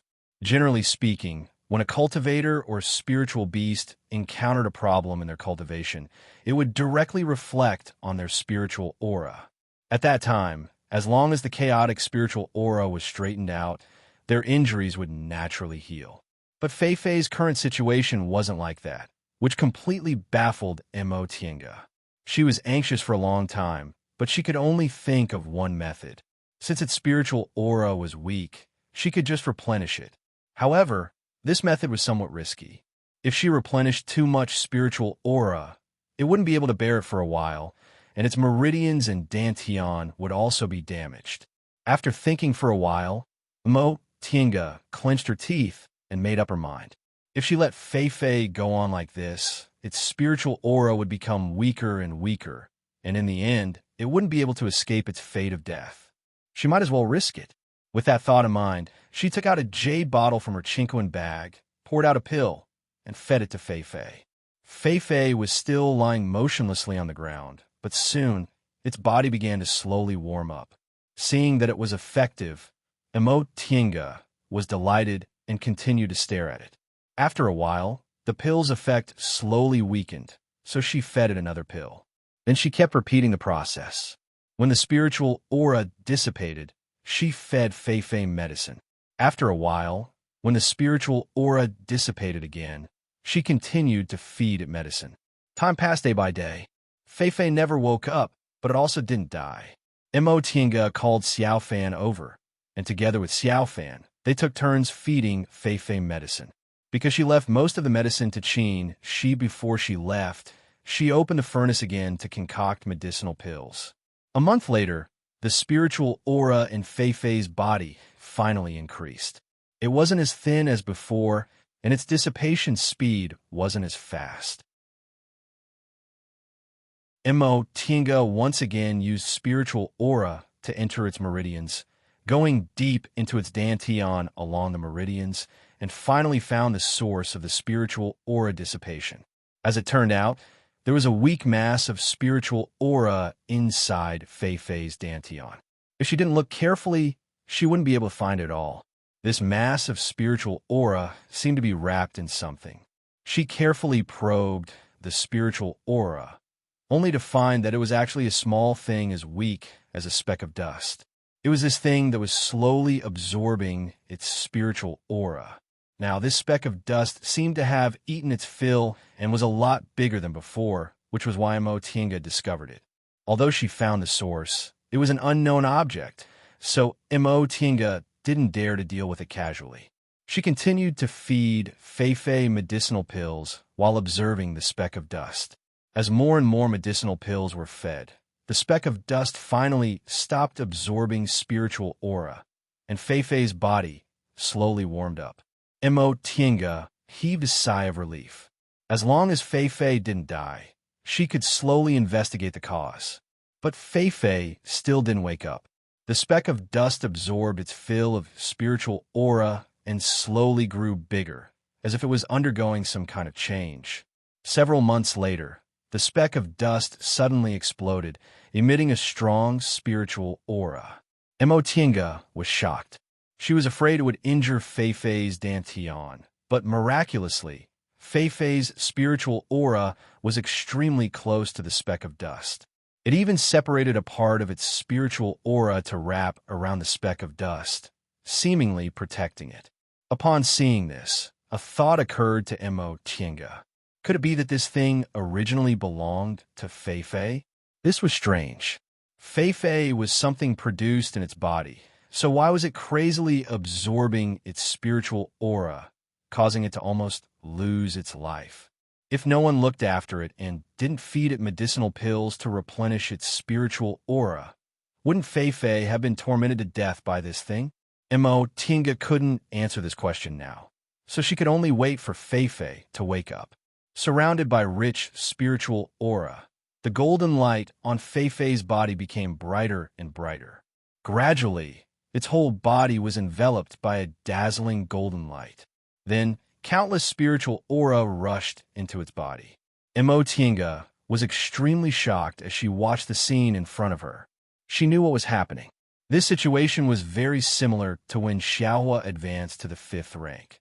Fei Fei was about to advance to the next realm. What happened next proved her conjecture. Fei Fei didn't stop absorbing spiritual aura. The golden light submerged the whole cultivation room. Within the golden light, Fei Fei's spiritual aura fluctuations became stronger and stronger. It was no longer as weak as before, but it began to undulate, breathe, and circulate. Now that she was sure it was about to advance, Tinga felt relieved. She left the cultivation room to Fei Fei while she looked for another room to meditate and refine her magic weapon. As for Xiaohua, it automatically stood guard outside the door to protect Fei Fei. Seeing this, Tinga smiled knowingly. In this virtual sky world, Xiaohua and Fei Fei had no other playmates. The two spiritual beasts had accompanied each other for dozens of years and had a very good relationship with each other. When Xiaohua advanced, Fei Fei was anxious. Now that Fei Fei was about to advance, Xiaohua was the same. Spiritual beasts and spiritual beasts were spiritual beings of heaven and earth, so they also had human feelings. In addition, she was also looking forward to Fei Fei's appearance after it advanced. She remembered that when she was in Linhai, the people of Bishuan Court told her that Fei Fei was a kind of unique spiritual beast. They didn't have powerful spells, but they could coexist peacefully with other demonic beasts. They were also very sensitive to spiritual aura, but their cultivation was extremely slow. Generally, an adult Fei Fei was only in the 2nd or 3rd rank. Tinga already felt it was very good that Fei Fei could cultivate to the 4th rank so quickly in this virtual sky world. If it advanced again, it would be in the 5th rank. A 5th rank spiritual beast was equivalent to a core formation cultivator. Most likely, the cultivators in Linhai had never seen a 5th rank Fei Fei, right? Tinga didn't know whether it had any unique spells or not. Among her 3 spiritual beasts, Xiaofan and Xiaohua were already in the 5th rank. If Fei Fei also advanced to the 5th rank, other core formation cultivators would be envious. It was already difficult for them to have one 5th rank spiritual beast, so where would they find 3? If it wasn't for the virtual sky world, Tinga wouldn't have 3 5th rank spiritual beasts. Raising spiritual beasts required a lot of medicinal pills. Most cultivators couldn't even guarantee their own medicinal pills, so how could they casually give them to spiritual beasts? In the following time, Tinga sacrificed and refined her magic weapons while waiting for Fei Fei to advance. Because of the special circumstances of Fei Fei's advancement, she didn't dare to leave rashly. She could only put other matters aside and wait until Fei Fei confirmed its advancement. Several months later, the cultivation room Fei Fei was in finally stopped absorbing spiritual aura and burst with dazzling golden light. This golden light spread and practically dyed the entire virtual sky world gold. Spiritual lights fluttered in the sky. Tinga stretched out her hand and discovered that specks of spiritual light were scattered all over the virtual sky world. She was extremely astonished. The momentum of Fei Fei's advancement was actually much stronger than Xiaohua's. It looked a bit like a cultivator's core formation. Could this also be a characteristic of its race? The spiritual lights lasted for about half a day before they finally dissipated slowly. The spiritual aura also gradually calmed down. Tinga stood outside the cultivation room. Just as she was about to push the door open, she heard a squeak, and the door was pushed open. Then a mass of golden light threw itself into her arms, and a delicate voice rang in her ears. Master! Mo Tienga held Fei Fei, whose body was still petite, but whose momentum was completely different. She was extremely astonished. Fei Fei, you can talk? Fei Fei rubbed itself against her chest and yawned. It then said with satisfaction, I can finally talk. I've been holding it in for so long. Mo Tienga was petrified. She knew Fei Fei wasn't an ordinary spiritual beast, but why did its voice, which was as delicate as a child's, have this kind of old-fashioned tone? Wasn't Fei Fei a very cute and playful little spiritual beast? Chapter 358. Mo Tienga was sitting on a praying mat in the cultivation room. There were 2 cups of tea on the small tea table in front of her, emitting smoke. In front of her, Fei Fei was rolling around on the cattail hassock while combing his shiny golden fur. When it finished combing its golden fur, it sat on the praying mat in a very elegant posture. Then it picked up the tea with its claws, narrowed its eyes, and took a sip with satisfaction. Mo Tienga was already shocked, so she was very calm when she looked at Fei Fei. Xiao Fan was a sea dragon, so it had wisdom that surpassed spiritual beasts of the same rank. Mo Tienga already knew this, but she didn't expect Fei Fei would also have such wisdom when it advanced. It didn't look like a spiritual beast at all. Even if it was a human, it rarely had such rich expressions. In that case, maybe it really was a descendant of the distant past divine beast, Fei Fei. After drinking the tea, Fei Fei raised its head and stared at Mo Tienga with its round eyes for a long time before it said, Without you, I wouldn't have been able to advance to the 5th rank so quickly. I'll recognize you as my master. Recognize? In other words, it actually didn't quite agree with the concept of master. Mo Tienga was speechless for a while before she remembered to ask, Don't we have a spiritual beast contract? Fei Fei curled its lips, scratched the golden fur on its forehead, and said, That's one thing, but if I don't want to recognize you, it's not impossible. It raised its head to look at Mo Tienga and continued, The most important thing is that our Fei Fei is very grateful.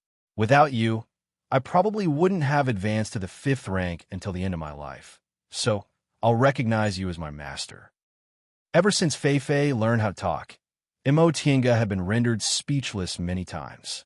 This Fei Fei definitely wasn't that playful, and spoiled little spiritual beast from before. In the end, she had no idea what it was. Master, what's with your expression? Fei Fei raised its head and asked her in a delicate voice. Mo Tienga was silent. She picked up the teacup on the tea table and took a big gulp, but it was so hot that she spat it out, splashing the tea on the tea table and Fei Fei's beautiful golden fur. Fei Fei rolled around and jumped nonstop. My fur, you made my fur wet. Mo Tienga wiped the corner of her mouth and rubbed her brows. She cast a spell, causing the water stains on Fei Fei's body to disappear without a trace. Seeing that her golden fur had regained its bright luster, Fei Fei squatted back in satisfaction and continued to straighten them out one by one. Mo Tienga stared at him for a long time. In the end, she felt powerless. Are you the original Fei Fei? Of course. Fei Fei did not even raise her head. She licked her golden fur and said, Well, actually, you can say that it's half of me. Half? Yeah. Fei Fei played with its golden fur and said, Didn't you notice that the phenomenon of my leveling up is a little abnormal? Mo Tienga said, There's something inside your body that's absorbing all the spiritual aura in your body. I'm very confused. If we didn't come in at that time and Xiaohua didn't notice anything wrong with you, wouldn't you have died here? More or less. At the mention of this topic, Fei Fei's expression was indifferent. If you didn't come back in time, I would have failed my advancement and died. Why? Mo Tienga blurted out. Could it be that when your Fei Fei advanced to the 5th rank, there were elders watching over you? Elders? Fei Fei wagged her tail. Her gaze was helpless, and her delicate voice carried a hint of melancholy. How could our Fei Fei have any elders watching over us? It's already good enough that we didn't die out. Mo Tienga wrinkled her brows. What does that mean? The Feifei race is going to be extinct soon? Upon seeing her doubt, Feifei coughed, sat up straight, and said, "Since I recognize you as my master, you have the right to know these things. Before I tell you these things, I have to first let you know what kind of race we Feifei are." After a long silence, Feifei said, "The cultivators in Linhai all think we're just a race that's close to the Feifei from the distant past era, but in fact we're the descendants of the Feifei." Upon seeing Mo Tinga's doubtful gaze, Feifei rushed to say, "Are you wondering why I know these things?" Mo Tinga nodded. "Before you advanced to the 5th rank, your intelligence wasn't high. When I got you, you were just a cub. That being the case, where did you hear these things from?" Feifei said, "This is exactly what I want to tell you. What kind of race we Feifei are." It paused for a moment, then said, "Since the distant past era, we've lived in the human world and we're called spirits. Because we were born with powerful strength, we're also called divine beasts. The so-called divine beasts are led by the 4 symbols, the Qilin, the azure dragon, the white tiger, the vermilion bird, and the black tortoise guard the 4 directions, and the Qilin guards the central palace. The azure dragon is wood, the white tiger is gold, the vermilion bird is fire, the black tortoise is water, and the Qilin is earth. Under the 4 symbols and 5 spirits, there are us, the spirit race, who are born with divine breath. Although we're not as powerful as the 5 spirits, every divine beast race has its own characteristics. The characteristics of us Feifei are our innate affinity and inheritance of divine power." Inheritance? Mo Tinga was stunned. A thought flashed in her mind. Could it be that you can even inherit memories? Correct. Feifei waved its paw and praised, "You're worthy of being my master." It paused for a moment, then continued to say, "We Feifei don't have powerful spells, but we can make friends with all spiritual beasts. Even ferocious beasts are no exception. In addition, every Feifei born will be born with the common memory of their race sealed." Mo Tinga thought for a moment. "So, you've always had the memory of your race in your body, but your cultivation level was too low, so you couldn't inherit it?" Correct. Feifei stretched out its paw and looked at it carefully. Every Feifei is like this. When they advance to the 5th rank, the memory in their body will fuse with them. However, ever since the world was divided into 2 realms, we Feifei who stayed in the human world couldn't advance to the 5th rank without the guidance of our elders. 2 realms. Mo Tinga suddenly realized this topic seemed to be related to the changes in the human world since the distant past era. Since you're divine beasts, why didn't you go to the spiritual realm? Of course it's because something went wrong. Feifei put its paw on the tea table and said, "When the world was divided into 2 realms, most of our ancestors went to the spiritual realm, but some weak ones were left in the human world. Don't ask me why. I can't possibly know everything. Inheritance of memories isn't omnipotent. Master, you've also seen the process of my realm advancement. Without the guidance of a powerful elder, it's impossible for me to advance by myself. This is also the reason why the strength of our Feifei is getting lower and lower. Even when we grow up and die, we're only in the 2nd or 3rd rank." Mo Tinga was deeply touched by this. In that situation, if she returned to the virtual sky world a bit later, Feifei would have had all its spiritual aura absorbed by the dust in its body and died. She thought for a while, then asked, "What's going on with that thing in your body?" When Xiaohua advanced, it was very similar to human cultivators in the core formation realm, but you're completely different. Is this the difference between the divine beasts of the distant past era and the spiritual beasts of today? That's not it, Feifei said. The thing in my body is actually the inner core we were born with. We spiritual beasts are different from you cultivators. Even if we're in the 1st rank, we still have a chance to form an inner core. It's just that the chance is very small. But our Feifei's inner core is innate. Oh, Mo Tinga understood. So, when you advance to the 5th rank, as long as your inner core absorbs enough spiritual aura, you can advance successfully? Yes. It's just that our cultivation levels aren't high enough. Our inner cores are very weak, and can't affect our bodies at all. Only when our cultivation levels are high enough will our inner cores be stimulated and start to absorb spiritual aura. As long as we absorb enough spiritual aura, we can advance smoothly. I see. Tinga nodded to show she understood. Fei and the others were the descendants of the divine beasts left in the human realm when the demonic beasts were separated. Due to the characteristics of their race, without elders to look after them, they could only become weaker and weaker until they were reduced to ordinary spiritual beasts. Therefore, the original Fei was really innocent, but the current Fei had inherited the memory of its race and became a real Fei. All right, I'm done. Fei's original proper kneeling posture turned into a crouching position. It blinked and stared at Tinga. In an instant, its voice became flattering. Master, your clear sky pills are very delicious. Can you let me eat too? Tinga's hand paused, and her eyebrows twitched. How do you know clear sky pills are delicious? Have you ever secretly eaten them? She had always given the 3 spiritual beasts medicinal pills that were specially concocted for them. Clear sky pills were medicinal pills for human core formation cultivators, so she had never given them to Fei. Fei laughed and buried its face under its paws.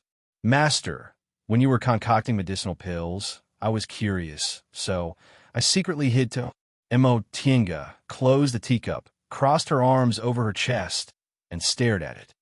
Could it be that you suddenly advanced because you ate clear sky pills? A 5th-rank spiritual beast was equivalent to a human's core formation realm, so logically, clear sky pills could only be eaten by spiritual beasts above the 5th rank. Fei had just advanced, so what was its cultivation level when it ate clear sky pills? Master, don't be angry. Seeing that Tinga's eyebrows were raised, Fei quietly shrunk its body down, revealing only its head. This is the intuition of a divine beast.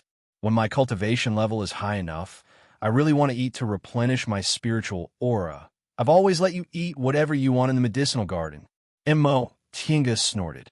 When I first got you, you wanted to eat flowerless golden fruits, and now you actually want to eat clear sky pills. Right.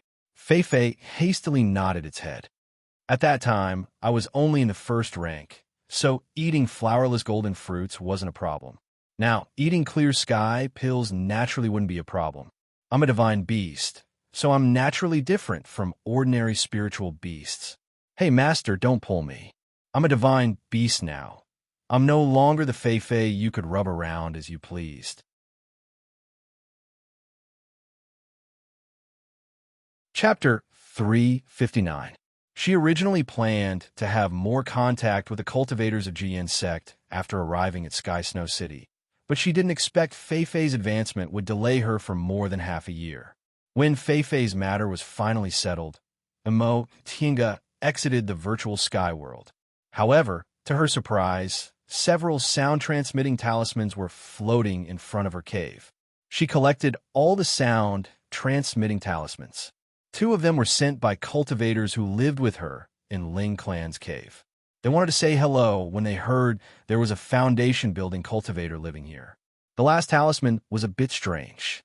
The person who sent it was a cultivator from the Ling family that she had met once when she rented the cave abode. The content of this sound-transmitting talisman was very simple. It only said that if she came out of closed-door meditation, she should reply. But Tinga felt it was very strange. She had erased the Ling clan's spying restriction in this cave, so how did this person know she was in closed-door meditation? Moreover, it seemed like this sound-transmitting talisman had stopped here for a long time. How did he know when she would reply? Maybe it would be useless at that time. After thinking about it, she still replied to the sound-transmitting talisman according to the message left by the Ling clan cultivator. After that, she prepared to take a stroll in Sky Snow City. Unexpectedly, just as she closed her cave, she saw a flame flashing across the sky. Another sound-transmitting talisman flew towards her. Tinga took the sound-transmitting talisman. The talisman ignited by itself and said, "Fellow Taoist, please wait for a moment. I'll be there soon." Tinga was stunned. What does this mean? Is this person waiting for my reply? Moreover, he's looking for me in such a hurry. Is there something urgent? No matter what it is, I'll know after a while. After waiting patiently for a while, Tinga suddenly looked up and saw a blue light flashing across the sky with a powerful momentum, rushing towards her. Then, a core formation cultivator wearing an apricot-colored Taoist robe landed in front of her. I'm Ling Yunha. How should I address you, fellow Taoist? This person raised his hand and greeted her politely. Tinga was startled. The person in front of her had a clean face and handsome facial features. His long black hair was neatly tied into a Taoist bun with a crown. The apricot-colored Taoist robe he wore was painted with gorgeous cloud patterns, which seemed to highlight its owner's extraordinary identity. He looked imposing and had the demeanor of an immortal. But for all that, she found traces of familiarity in that face and the tone of voice, which roused her memory. This person was actually the cultivator of the Ling family who had helped her with the procedures when she rented the cave abode. Never in his wildest dreams would he have thought that the unkempt and shabby-looking foundation establishment cultivator back then would look like this after changing his clothes. Not only did he look much younger, but his aura was also extraordinary. Most importantly, this person was hiding his cultivation level just like her. He wasn't the foundation building realm, but the middle stage of the core formation realm. Tinga raised her hand to greet him, but didn't answer his question. Instead, she asked bluntly, "Fellow Taoist Ling, what brings you here?" Hearing this question, surprise flashed across this person's eyes. Then, he smiled and said, "Aren't you going to ask me how I know your cultivation level and why I'm hiding it?" Tinga stared at him and said faintly, "If fellow Taoist is willing to tell me, of course I want to know." Her meaning was that if he didn't want to tell her, it was useless for her to ask. Upon hearing her answer, this person smiled. Sure enough, I didn't find the wrong person. He looked behind Tinga and asked with a smile, "Fellow Taoist, aren't you going to invite me in to sit?" Tinga thought for a moment. This person definitely had something to tell her. Judging from his attitude, it shouldn't be something bad. Thus, she made an inviting gesture. "Fellow Taoist Ling, please come in." When Ling family rented this cave, they had already prepared daily necessities. So Tinga directly invited this person into the small hall used for receiving guests. The two of them sat down.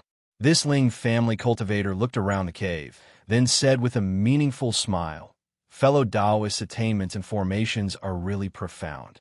This defensive formation is really extraordinary." Tinga smiled but didn't answer. She had erased the prying restriction on Ling family's formation, so this person must have seen through it at first glance. She was a core formation cultivator, so there was no reason for people to spy on her at will, so she didn't need to feel guilty. There was no tea for guests, and Tinga's attitude wasn't warm either. This person probably realized he wasn't welcome, so he looked a bit embarrassed. He coughed and asked for the second time, "May I know how to address fellow Taoist?" Tinga paused for a moment, then answered, "My surname is Qin, and my first name is Wei." Since she didn't know this person's intentions, Tinga made up a name. Qin Wei, a homonym for Qing Wei. "Oh, so it's fellow Taoist Qin." This person nodded without any doubt. "Although it's not our first time meeting, we both concealed our cultivation levels last time, so we can't be considered acquaintances. This time, let me formally introduce myself to fellow Taoist Qin. I'm Ling Yunha, a cultivator from Sky Snow City's Ling family and an elder of Juyan's sect." "Fellow Taoist Ling, it's an honor to meet you." Tinga politely greeted him again. She had already guessed this person's identity. Ling family belonged to Juyan's sect. Since this person was a core formation cultivator, he must also be an elder of Juyan's sect. Ling Yunha returned the greeting. His gaze lingered on her for a while, then he said sincerely, "Fellow Taoist Qin, it's a bit presumptuous of me to suddenly pay you a visit, but please rest assured, I absolutely don't have any bad intentions." Under his gaze, Tinga was dumbfounded for a moment before she suddenly understood what he meant. "He thinks I'm a single woman, so he's wary of men?" Tinga didn't know whether to laugh or cry. When she was in the Celestial Pole, she first disguised herself as a man. Later on, she reverted to her female appearance, but she also had the identity of Lord Taoist Jinghe's disciple. No one had ever deliberately explained that she was a woman. She didn't expect to encounter this kind of situation when she came to Yunzhou. She found it funny, and she suddenly had a good impression of this Ling Yunhe. No matter what this person's intentions were, he still treated her with enough respect even though he didn't know her identity. Thinking up to this point, Mo Tinga smiled and said, "Fellow Taoist Ling, please don't blame me. When we first met, fellow Taoist was just a foundation-building cultivator. You're very different from today. Besides, we're not friends, so we suddenly met through voice transmission, and you saw through my cultivation level, so I understand." Ling Yunhe smiled and waved his hand. "I can explain this matter to fellow Taoists one by one." He paused for a moment, then said, "To be honest, the cultivation technique I practice makes me very sensitive to spiritual aura. If there's any aura of spiritual treasures in the surroundings, it basically can't escape my eyes and ears. When I saw fellow Taoist Qin that day, I sensed a lot of aura of spiritual treasures around your body. So presumably, you have a lot of spiritual treasures. This aura of spiritual treasures doesn't belong to a foundation-building cultivator. So I speculate that fellow Taoist is indeed a core formation cultivator who's just hiding your cultivation level." Oh, Mo Tinga was surprised. She thought to herself, Yunzhong actually has such a strange cultivation technique. With the help of the spirit-concealing pendant, even a nascent soul cultivator wouldn't be able to see through her breath-concealing technique. However, this kind of cultivation technique basically didn't need to see through her breath-concealing technique to infer her true cultivation level. It seems fellow Taoist hasn't come into contact with this kind of cultivation technique. Ling Yunhe smiled and said, "That's not strange. This kind of cultivation technique is unorthodox. You can't find more than a few of them in Yunzhou." "I see." Mo Tinga calmed down. "Then why didn't fellow Taoist expose me that day?" Ling Yunhe shook his head. "Why should I? There are so many cultivators in the world. How many of them don't have some secrets? Our Ling clan is only renting an immortal's cave.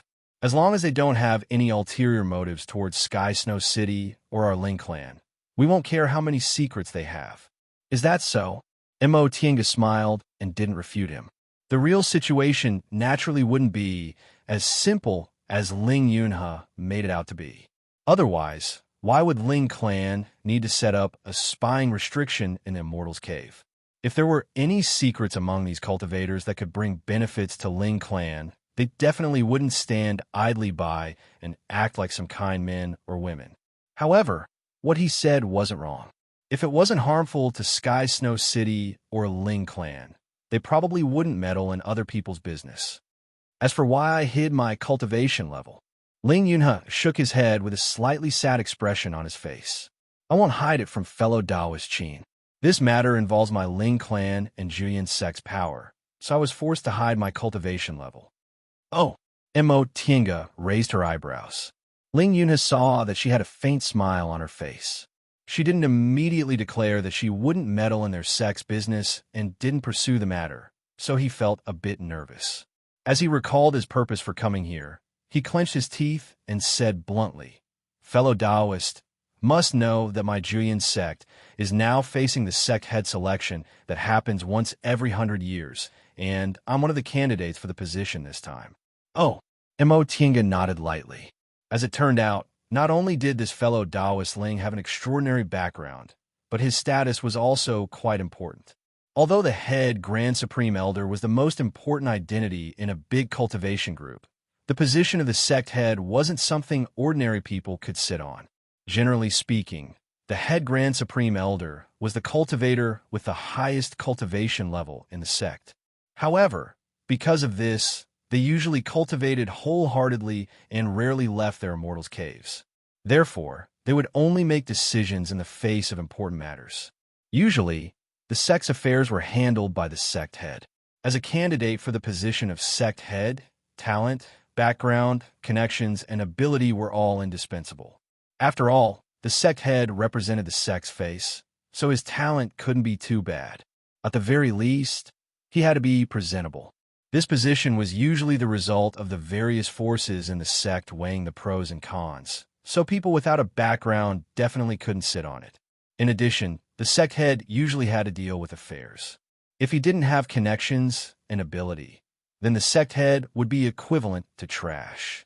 Since this fellow Taoist Ling could be listed as one of the candidates for the sect head, he seemed to be quite extraordinary. He definitely wasn't the drunkard and sloppy person she met for the first time. Upon seeing Mo Tianga's calm expression, Ling Yunhe couldn't help but feel a bit depressed. He even suspected that he came to the wrong place.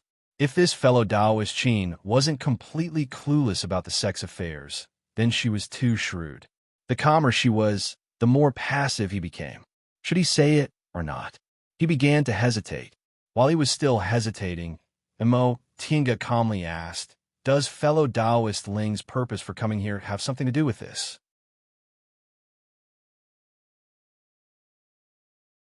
Chapter 360. Looking at the calm Mo Tianga in front of him, Ling Yunhe felt both happy and worried.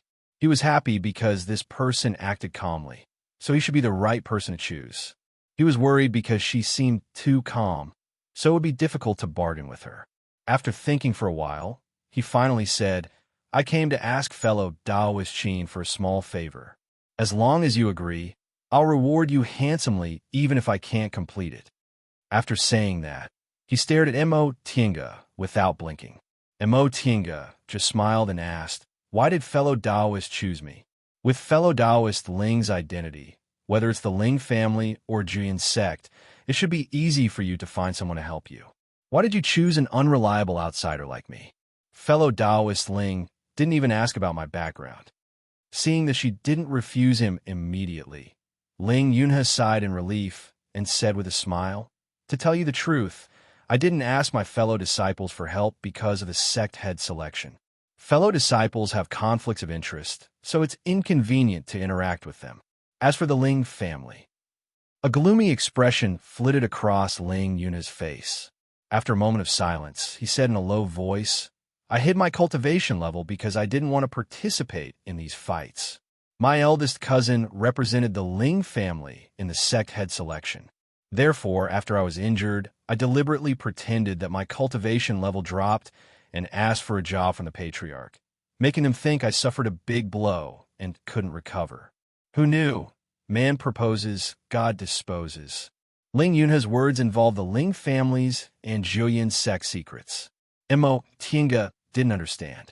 Were the cultivators in Yunzhong too gullible, or was Ling Yunhe really a magnanimous person? He actually dared to say this kind of thing to a complete stranger. Ling Yunhe's expression wavered for a while before he finally heaved a sigh. His gaze once again fell on Mo Tianga. In short, the sect head selection still falls to me. However, this matter is quite complicated. Not only does it involve the power struggle within the group, but it also involves the conflict of interest between the various Ling clans. Therefore, I have no choice but to look for other helpers. Mo Tianga smiled, as if she had no interest in Juyin sect secrets. She continued to ask, "Fellow Taoist, you still haven't made it clear. Why me? Aren't you afraid I'm someone with ulterior motives?" To this question, Ling Yunhe smiled and said, "Although I have considered this point, I still believe that fellow Taoist Qin is the most suitable candidate." "Oh," Ling Yunhe said, "first of all, fellow Taoist Qin came to my Ling clan to rent a cave abode. You hid your cultivation and only rented a cave abode with blue gas. This means that you are very low-key and not someone who likes to show off. Secondly, fellow Taoist is cautious and steady. If we cooperate, this is what I value the most. Thirdly, fellow Taoist has many numinous treasures and is quite powerful." He turned his gaze, revealing a meaningful smile. "The most important point is fellow Taoist background. In my opinion, fellow Taoist Qin isn't a person of my Eastern Tang at all, right?" Mo Tianga was stunned. She stared at the cloud-soar crane with vigilance in her eyes. Upon seeing Mo Tianga's expression, Ling Yunhe hastily waved his hand. "Fellow Taoist Qin, please don't misunderstand. The reason I know about this is because ever since I built my foundation, I've often traveled around. Not to mention Yunzhong continent. I've even been to Yuan province and Shaoyang city. Fellow Taoist Qin's tone of voice is something I've never heard before. Moreover, the way you conduct yourself is also different from the cultivators I've met in the past. That's why I speculated that fellow Taoist Qin isn't a person of my Eastern Tang state or even Yunzhong. Upon hearing his explanation, Imo Tiange slowly relaxed. She thought for a moment, then calmly said, "Fellow Taoist Ling's guess is correct. I'm indeed not a person of Yunzhong." Upon receiving confirmation, Ling Yunhe smiled. "That's right. Fellow Taoist Qin isn't a person of Yunzhong continent, so we naturally don't have any conflicts of interest. This time, I'm asking for your help because I'm more reliable than other people." Imo Tiange smiled faintly. She didn't immediately ask what he was asking for help with. Instead, she said, "When did fellow Taoist Ling send the sound-transmitting talisman? Aren't you worried that I won't be able to help you when I come out?" Ling Yunhe helplessly said, "I sent the sound-transmitting talisman a month ago. After fellow Taoist Qin entered the cave, you stayed in seclusion for half a year, so I couldn't contact you. However, fellow Taoist Qin only paid 1 year's rent. In any case, you'll have to come out to renew the lease, right? If I calculate the time, I can still make it." Imo Tiange couldn't help but laugh at his words. She originally didn't plan to stay in Sky Snow City for a long time, but because of Feifei's realm breakthrough, she was delayed for so long. She actually forgot that she only paid 1 year's rent. Ling Yunhe stared at her and earnestly said, "Fellow Taoist Qin, I've already explained my purpose for coming here in full detail. I wonder if fellow Taoist Qin can help me." Fellow Taoist Ling Tiange interrupted him and asked with a smile, "I already understand your purpose for coming here, but it'd be too rash to agree just like that. May I know what fellow Taoist Ling wants my help with? If it's too dangerous, I don't need to take the risk." And fellow Taoist is right. Ling Yunhe nodded to express his understanding. Fellow Taoist Qin isn't a person of Yunzhong continent, so you probably don't know the content of Jian Sect's sect head election. Those who can sit on the position of Jian Sect's sect head must have the best temperament, cultivation level, ability, and connections. Each of these must pass a strict test. To be honest, I'm quite confident in temperament and ability. It's only my cultivation level that was injured a while ago that greatly affected my strength. Now that the sect head election is right in front of us, our Ling clan must not give up. Therefore, in order to win in the sect head election, we must look for some treasures. Fellow Taoist Ling, Imo Tiange couldn't help but ask, since Ling clan is a great cultivation clan of Jian sect, there must be nascent soul cultivators in the clan, right? If that's the case, wouldn't it be better to ask a nascent soul cultivator to bestow 1 or 2 treasures to us? Why do we need to go through so much trouble? Ling Yunhe smiled bitterly. Fellow Taoist Qin, you might not know this, but among the nascent soul cultivators, which one of them doesn't have a nascent soul elder as their backer? If we can win with just this sect head election will be too easy. In the sect head election, we can only use 3 magic weapons, so we have to rely on our own spells most of the time. My cultivation level is injured, so I'm very passive in the sect head election. Oh, I see. What method did fellow Taoist Ling come up with? What kind of spiritual treasure are we going to find? Seeing that she didn't refuse, Ling Yunhe was happy and continued to say, "The spiritual treasure I'm looking for is the fretless fruit in Carefree Valley. I wonder if fellow Taoist Qin has heard of it?" Fretless fruit? Imo Tiange shook her head. Although she read a lot of ancient books and records, she didn't know much about Yunzhong. Imo Yaoqing's notes didn't mention it, so she didn't know about it. Ling Yunhe explained, "Speaking of fretless fruit, we have to talk about Carefree Valley first. Carefree Valley is a very famous secret place in Yunzhong. According to legend, this place used to be a paradise in the Middle Ages with abundant spiritual aura and spiritual treasures everywhere. Unfortunately, the world changed, and the Carefree Valley became filled with miasma. Thus, it became a dangerous place. However, the spiritual aura from the Middle Ages era still remains here. So there are still many spiritual treasures here. Among them, the most famous is the fretless fruit. This fretless fruit grows on the fretless tree, which only grows in Carefree Valley. It's like a living thing, disappearing as soon as it enters the ground, so it's very difficult to find. But if you can find a fretless tree and pick the fretless fruit, it'll bring you great benefits. After eating the fretless fruit, you'll have endless spiritual aura for a day. Is that so? Tinga couldn't help but be moved. Within a day, he would have an endless supply of spiritual chi. It was no wonder that Ling Yunhe wanted to find the carefree fruit. With it, he would be almost invincible in a battle, even if he could only bring 3 enchanted treasures with him. Even her virtual sky world didn't have this kind of treasure. Upon seeing Tinga's expression, Ling Yunhe continued, "Fellow Taoist Qin, if you help me find a fretless fruit, I can guarantee I only want one. I won't be greedy." Tinga's gaze wavered, but she didn't agree immediately. Instead, she asked with a smile, "Fellow Taoist Ling, what kind of help do you have? Don't tell me it's just the 2 of us." "Of course not," Ling Yunhe said. "I also have a few friends. This time, I asked 2 of them to help me, and they also invited another 2 people. So, including fellow Taoist Qin, there are 6 people in total." Tinga's gaze flickered, but she still said, "Really? Fellow Taoist friends and friends.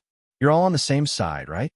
Ling Yunhe keenly understood the meaning behind her words and immediately said, "My 2 friends have indeed been best friends for many years, but the other 2 people aren't friends.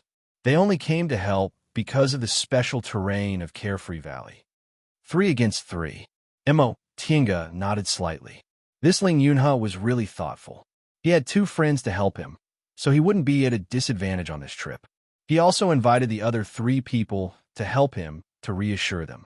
What about their cultivation levels? 2 are in the middle stage of the core formation realm, and the other 2 are in the early stage. "My 2 friends each have 1, Ling Yunhe answered immediately. Obviously, he had thought about this a long time ago. Tinga looked at him and smiled. "After saying so much, fellow Taoist Ling seems to be sure I'll go. If I don't come out, what will you do?"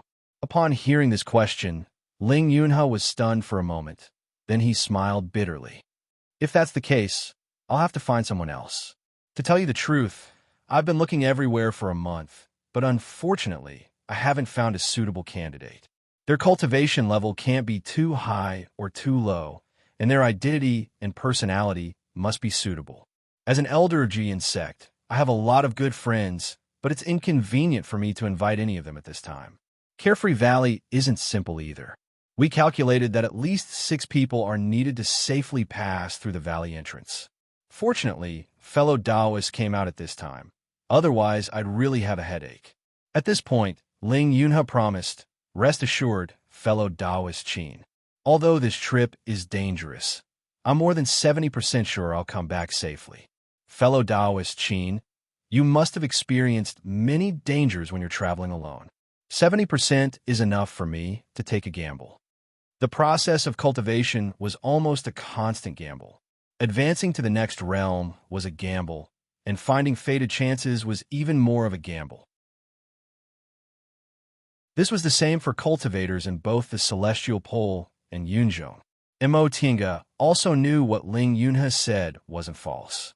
Most cultivators were willing to take a gamble if they could find something like the carefree fruit with more than 70% certainty. However, was it necessary for her to do so?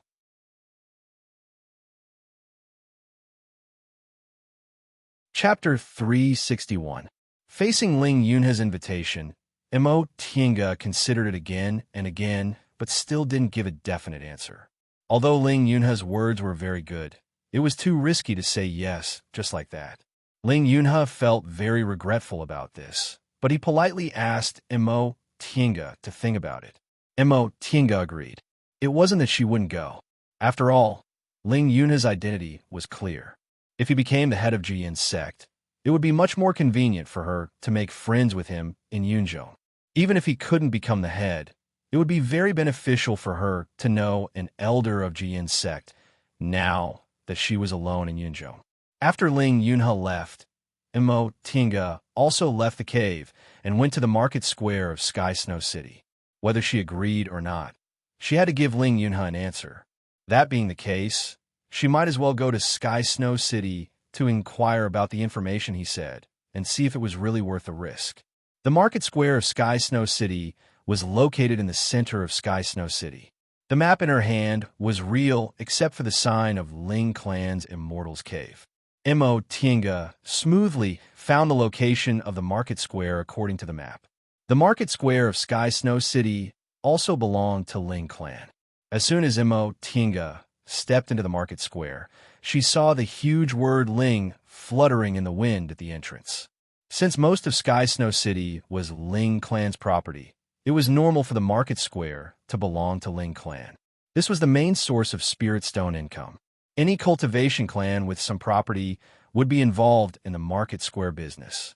The purpose of Mo Tinga's trip was the tea house in Sky Snow City. The so-called tea house was quite common in Yunzhou. Its purpose was to facilitate cultivators to make friends and inquire about information. At first, when Mo Tinga saw the mark of the tea house on the map, she didn't understand it. After asking Ling Yunhe, she learned the purpose of the tea house. Because of this, Ling Yunhe was even more certain that she wasn't a cultivator from Yunzhou, so Mo Tinga vaguely admitted that she was a cultivator from another continent. As for whether she was Shaoyang or Yuanzhou, Ling Yunhe couldn't guess that she was from the Celestial Pole. After all, the Celestial Pole and Yunzhou were separated by the South Sea, and they hadn't had much contact for more than 100,000 years. The tea house in Sky Snow City looked like a rather simple shop. However, there was a tall flag with the word tea on it that was faintly glowing, which made it seem unusual. In Yunzhou, the tea house's flag was very particular. The strength of the spirit qi on it indicated the grade of the tea house. If it was only a faint spiritual aura, it meant the place was mainly used to entertain aura-refining cultivators. If it was a spirit tool, it meant there were foundation-building cultivators around. If it was a magic tool, it meant core formation cultivators could be found in the tea house. Of course, the tea flag could also be a magic weapon, which meant there was a nascent soul cultivator guarding the tea house. However, Mo Tinga also knew this was only in theory. Even if the cultivation level of Yunzhou was higher than that of the Celestial Pole, it shouldn't be so high that they could casually hang their magic treasures outside, right? The tea flag on the tea house in Sky Snow City was clearly a magic treasure. This meant that core formation cultivators could be found in the tea house. This wasn't strange. Sky Snow City was close to Jiyin's sect and was the territory of Jiyin's sect's Ling clan, so there would naturally be many high-level cultivators coming and going in the vicinity. However, Mo Tinga still didn't show her real cultivation level because the matter she wanted to inquire about was related to Jiyin's sect's affairs. As a core formation cultivator, it would be somewhat inconvenient. "Senior, are you alone?" Just as she arrived at the entrance of the tea house, a low-level cultivator immediately lifted the curtain and very considerately led her inside. Once she entered, Mo Tinga raised her head and looked around. She suddenly felt like she was in a completely different world. From the outside, it looked like an ordinary shop, but inside, there was a hall the size of a public square. In the hall, there were several long tables and chairs separated by flowers and trees. The hall looked well-proportioned, spacious, and bright. There were many cultivators with similar cultivation levels gathered in groups of 3 to 5, chatting and laughing. Mo Tinga glanced around and found that most of the people here were foundation-building cultivators. There weren't many aura-refining cultivators, and core formation cultivators were naturally the least. She estimated there were only about 10 people, and they were all in the wing rooms. "Senior, are you alone?" the shop assistant asked again. Mo Tinga regained her train of thought and nodded at him. "Yes." The shop assistant showed a professional smile and continued to ask, "Then, are you looking for companions or making friends?" Looking for companions? Mo Tinga thought about it. She was probably looking for cultivators in the same realm as her to adventure with. She answered, I want to communicate with cultivators in the same realm as me. Oh, I see, the shop assistant said. Our tea house charges 1 spirit stone. If you're at your own leisure, we won't charge you anything else. If you need to introduce a senior to us or look for someone, you'll have to pay extra. Tinga nodded to show she understood. She took out a spirit stone and gave it to the shop assistant. The shop assistant immediately gave her a new waste tablet and said, Senior, please help yourself. If you need anything, just call us. Tinga nodded, then casually found an empty seat in the hall and sat down. The shop assistant served her tea, then left. Tinga sat on an empty seat against the wall, slowly sipping her tea while her gaze swept over the other people in the hall from time to time. The cultivators here seemed to be much more enthusiastic than those in the celestial pole. She saw with her own eyes 2 cultivators she didn't know chatting with each other very enthusiastically. The soundproofing method of these foundation-building cultivators wasn't a problem for her. She could clearly hear some cultivators talking about cultivation. Some experiences were considered secrets in the celestial pole. Only very close friends or fellow disciples would talk to each other, but they didn't hold back at all. She thought to herself that no matter what, Yunzhong was a place where the atmosphere of cultivation was excellent. Fellow Taoist. Just as she was thinking, a voice came into her ears. Tinga turned around and saw a middle-stage foundation-building cultivator with a burly appearance talking to her. Is fellow Taoist here to look for companions? Tinga shook her head gently. Seeing her outstanding cultivation level, the burly man didn't want to give up and asked again, Fellow Taoist, are you not interested in treasure hunting? We're only short of 1 person. Tinga shook her head again and smiled. I'm just here to rest for a while and communicate with fellow Taoists. After receiving another negative answer, the burly man felt regretful, but he didn't pester her any further. He excused himself and left. Afterward, several people came to talk to her. 2 of them were also looking for companions, while the others wanted to exchange goods. Tinga still shook her head and refused. Fellow Taoist, may I sit here? Another voice came into her ears. Tinga turned around. This time, it was a young-looking early-stage foundation-building cultivator who was looking at her shyly. She thought for a moment, sitting here, does he mean he wants to chat with me? She was waiting for this, so she nodded and smiled. Of course, the young man was overjoyed to see her polite attitude. Tinga's current cultivation level was in the late stage of the foundation-building realm. The foundation-building realm wasn't the aura-refining realm. There is a huge difference between the early stage and the late stage. A late-stage cultivator was equivalent to several early-stage cultivators. The young man sat down. An attendant who was walking on the side immediately served him tea before he respectfully retreated. My surname is Tan, and my name is Dongshin. I'm from Qin province. May I know how to address you? The young man said politely. My surname is Qin, and my name is Wei. I come from the Outer Endless Sea. The Outer Endless Sea was what Yunzhong called the other continents that were separated by the sea like Shaoyang and Yuanzhou. She came from the celestial pole, so it was reasonable to say that she was also from the Outer Endless Sea. Upon hearing this, Tan Dongshin's eyes lit up. Since you're from the Outer Endless Sea, you must be very knowledgeable. Tinga smiled and didn't deny it. I've just been to a few places. She raised her head and looked at the young man. He was very young, only in his early 20s. His expression was bashful, as if he was not good at socializing with people. However, he was polite and well-educated. Based on her experience, this youth was only in the early stage of the foundation-building realm. His appearance also didn't look like he'd taken look-preserving pills or the like. His movements were very youthful, so he should have just built his foundation. Maybe he was only in his 20s or 30s. With that thought, she asked, Fellow Taoist Tan, you're so young. Did you just build your foundation?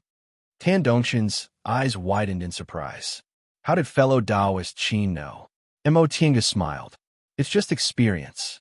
The longer you live, the more you'll see. Oh. Upon hearing her answer, Tan Dongshun looked a bit disappointed. He'd been observing this female cultivator for a long time. She looked young, had a gentle temperament, and sat there quietly. Although she wasn't very beautiful, she was very attractive. This kind of female cultivator was very rare in Yunzhou. Her high cultivation level was one of the reasons she had such a high cultivation level. But what was rare was that she was very amiable and always had a smile on her face, leaving a good impression on others. He summoned his courage to come forward and talk to her. He always felt that although this girl was already in the late stage of the foundation building realm, she should be very young. Maybe she was only in her 70s or 80s, so she shouldn't be much older than him. However, Tinga's words just now hinted that he was quite old, which made his guess come to nothing. He was very disappointed. However, no matter how disappointed he was, being able to communicate with a fellow late-stage foundation-building cultivator was something he could only hope for. Therefore, he quickly cheered up and said to Tinga with a smile, "Fellow Taoist Qin's eyes are really sharp. I've indeed just built my foundation and came out to travel." Tinga nodded with a smile. Her gaze lingered on Tan Dongshun for a while, then she asked, "Fellow Taoist Tan, you have an extraordinary bearing. Are you a disciple of a big family?" This question made Tan Dongshun look slightly proud. He nodded and said, "Yes, I'm a disciple of the Tan clan in Qingzhou." Tan clan in Qingzhou. Tinga wasn't from Yunzhou, so she knew nothing about it. However, judging from Tan Dongshun's expression, it should be a famous big family, so she took the opportunity to praise him. "I see. Fellow Taoist Tan is a disciple of a big family and is also young and promising. You're really a young talent." I wouldn't dare. Upon hearing her praise, a shy smile appeared on Tan Dongshun's face again. "I'm nothing in a clan. I only built my foundation when I was in my 30s. My elder brothers built their foundation when they were in their early 20s. I'm far behind them." "Huh? Really?" Tinga raised her eyebrows and said with a smile, "Building your foundation in your 30s is quite rare. Even elite disciples of big cultivation groups can only do this, right?" Tan Dongshun scratched his head embarrassedly and changed the topic. "Let's not talk about me. Fellow Taoist Qin, you're from the outer endless sea. Why did you come to Yunzhou?" "I've never seen a person from the outer endless sea. I came to travel," Tinga said. "I just came from North Pole Island and haven't been in Sky Snow City for long. I heard there's a tea house in Sky Snow City, so I came to take a look and communicate with fellow Taoists in Yunzhou. Maybe it'll be helpful for my cultivation." She looked at the young man and smiled. "Fellow Taoist Tan, since you're a disciple of a big family, presumably your vision is also extraordinary. I wonder if you'd like to share your cultivation experience with me?"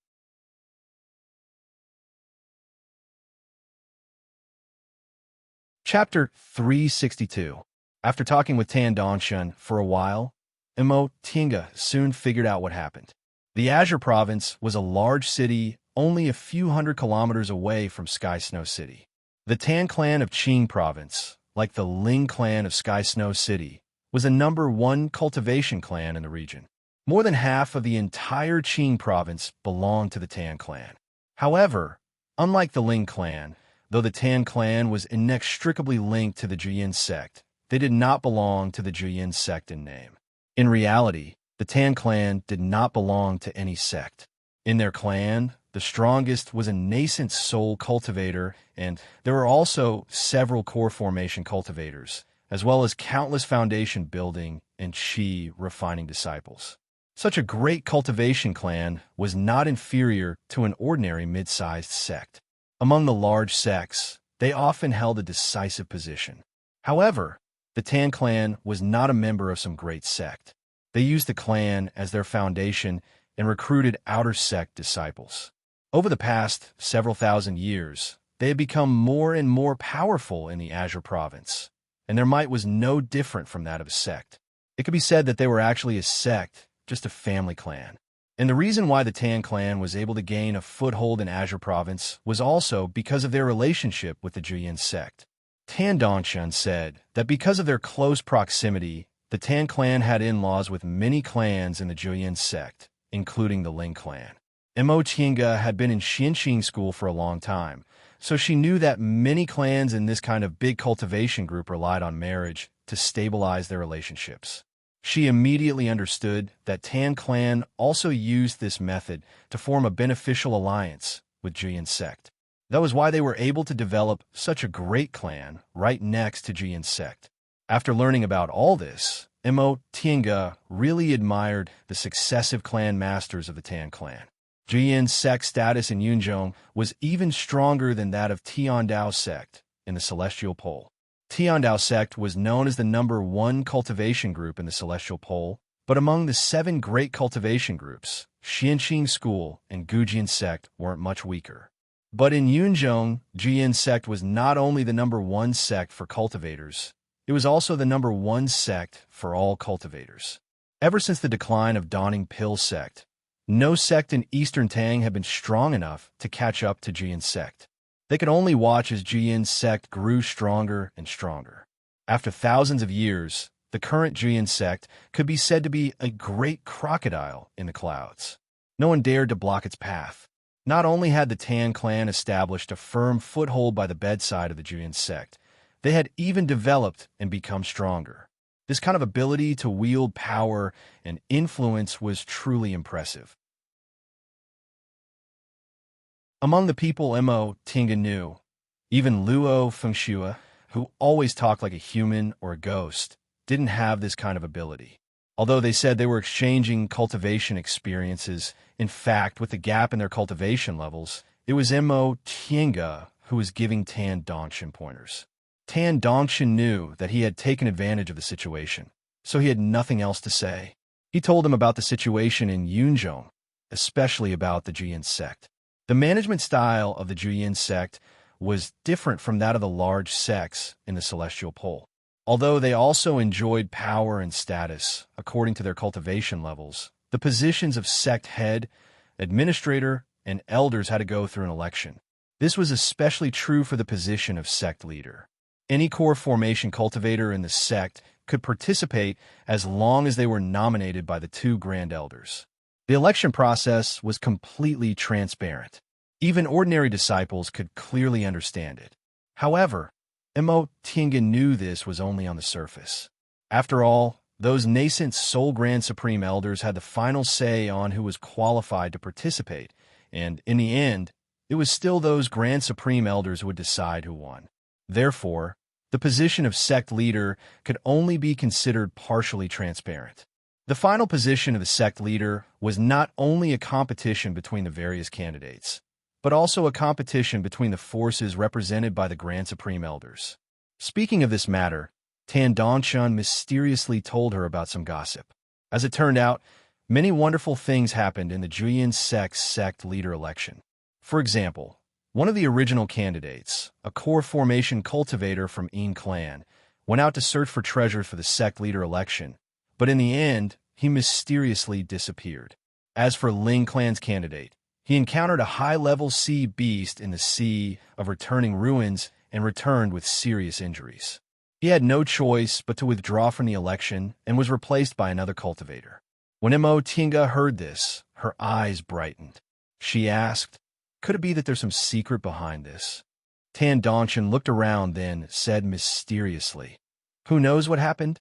However, all the accidents happened so coincidentally. There can't be such a coincidence in this world, right?" The 2 of them looked at each other and smiled tacitly. Mo Tiange asked again, "Let's forget about Yin clan's matter, but the Ling clan's candidate encountered a sea beast in the Sea of Returning Ruins. This can't be fake, right?" "That's hard to say," Tan Dongshin said. "I heard in the clan that the Ling clan has been fighting fiercely in the past few decades." The original sect leader candidate was a direct descendant of the Ling clan, but the current candidate is from a branch family that has always been suppressed by the direct descendant. Tan Dongshin told her about this matter in detail. As it turned out, although the Ling clan was huge and had a large population, the talented people in the branch family had always withered, and the affairs in the clan had always been decided by the direct descendant. However, 100 years ago, a cultivator appeared in the Ling clan. He built his foundation at the age of 20 and formed his gold core at the age of 80. In one fell swoop, he became the most eye-catching junior in the Ling clan. At the same time, several descendants of the Ling clan also produced talented people who formed their gold cores. In the past 100 years, there have been many talents emerging, and it was supposed to be the time for the Ling family to shine. However, for some reason, these rising stars of the Ling family were fighting endlessly for the sake of their own interests, dragging the Ling family into an endless power struggle. At this point, Mo Tinga learned the name of that genius from Tan Dongchen. Sure enough, it was Ling Yunhe. Before the sect leader election, outsiders originally guessed that Ling Yunhe would participate in the election. Unexpectedly, he was injured in an accident and his cultivation level dropped, so the Ling clan sent a direct descendant to participate without a doubt. Who knew that the incident in the Sea of Returning Ruins would happen? This Ling clan cultivator had no choice but to withdraw from the sect leader election. Originally, people thought the Ling clan could only give up this time, but not long after, Ling Yunhe's cultivation level recovered and he was sent to participate again. This matter was full of ups and downs and twists and turns, which really made outsiders enjoy talking about it. Outsiders didn't know what was hidden in this matter, but this didn't prevent them from enthusiastically guessing. Mo Tinga listened to several versions relayed by Tan Dongchen and was so happy that she almost couldn't hold back. Among them, some said that Ling Yunhe was suppressed by the direct descendant and was unwilling to withdraw from the sect leader election, so he plotted against his clan elder brother. Others said that the clan elder brother plotted against Ling Yunhe, but in the end, man proposes, God disposes.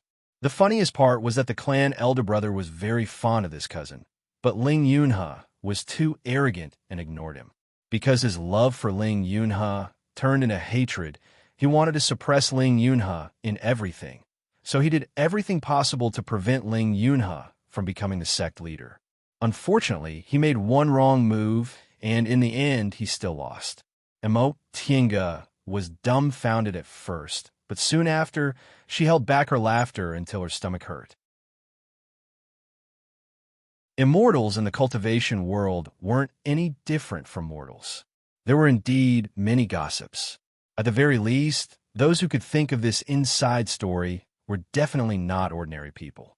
In the end, Mo Tinga ended her conversation with Tan Dongchen with satisfaction. Tan Dongchen received a lot of pointers on cultivation and listened to a lot of news about overseas. From Tan Dongchen, she also learned a lot about the situation of the cultivation groups in Yunzhong. Everyone was happy. Mo Tinga bid farewell to Tan Dongchen with satisfaction. Just as she was about to leave the tea house, she suddenly felt a powerful divine sense fall on her body. She narrowed her eyes.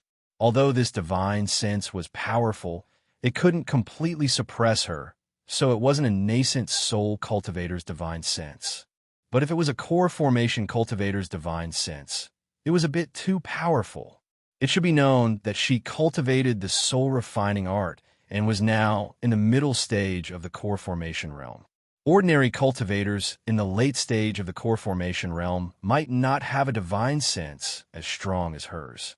However, this divine sense was undoubtedly much stronger than hers. Was this person a friend or a foe? Mo Tinga's mind spun rapidly.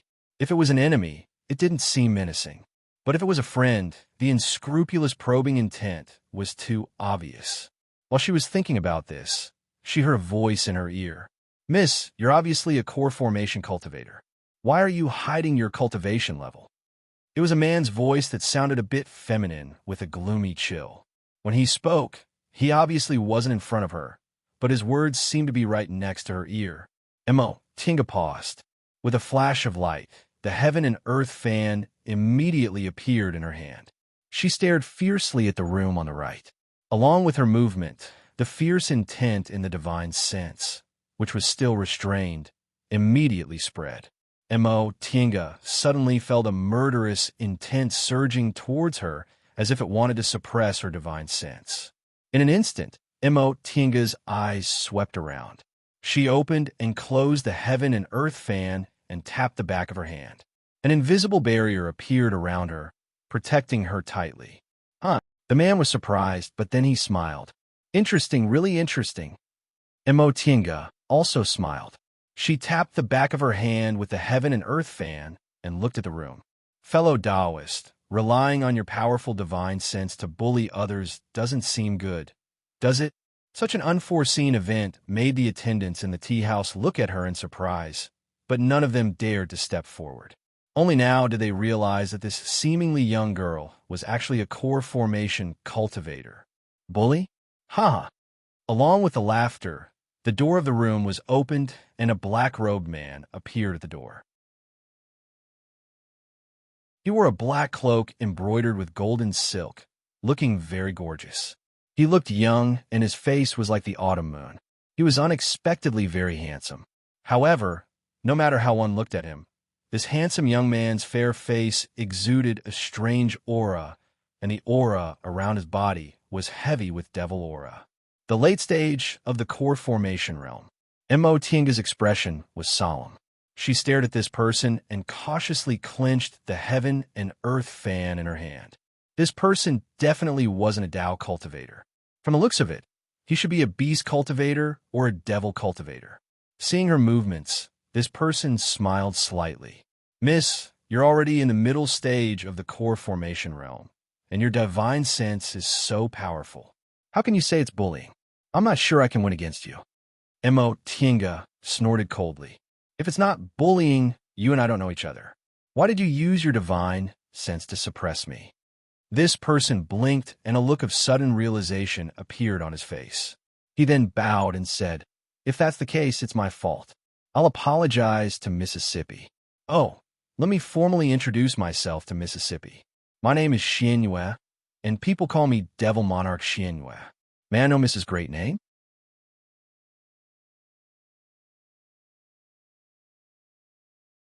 Chapter 363. After living for 100 years, cultivating to the core formation realm, and seeing a lot of cultivators, Tinga discovered one thing. As long as a person had a firm Tao heart, regardless of whether they were men or women, they would always address them as fellow Taoist.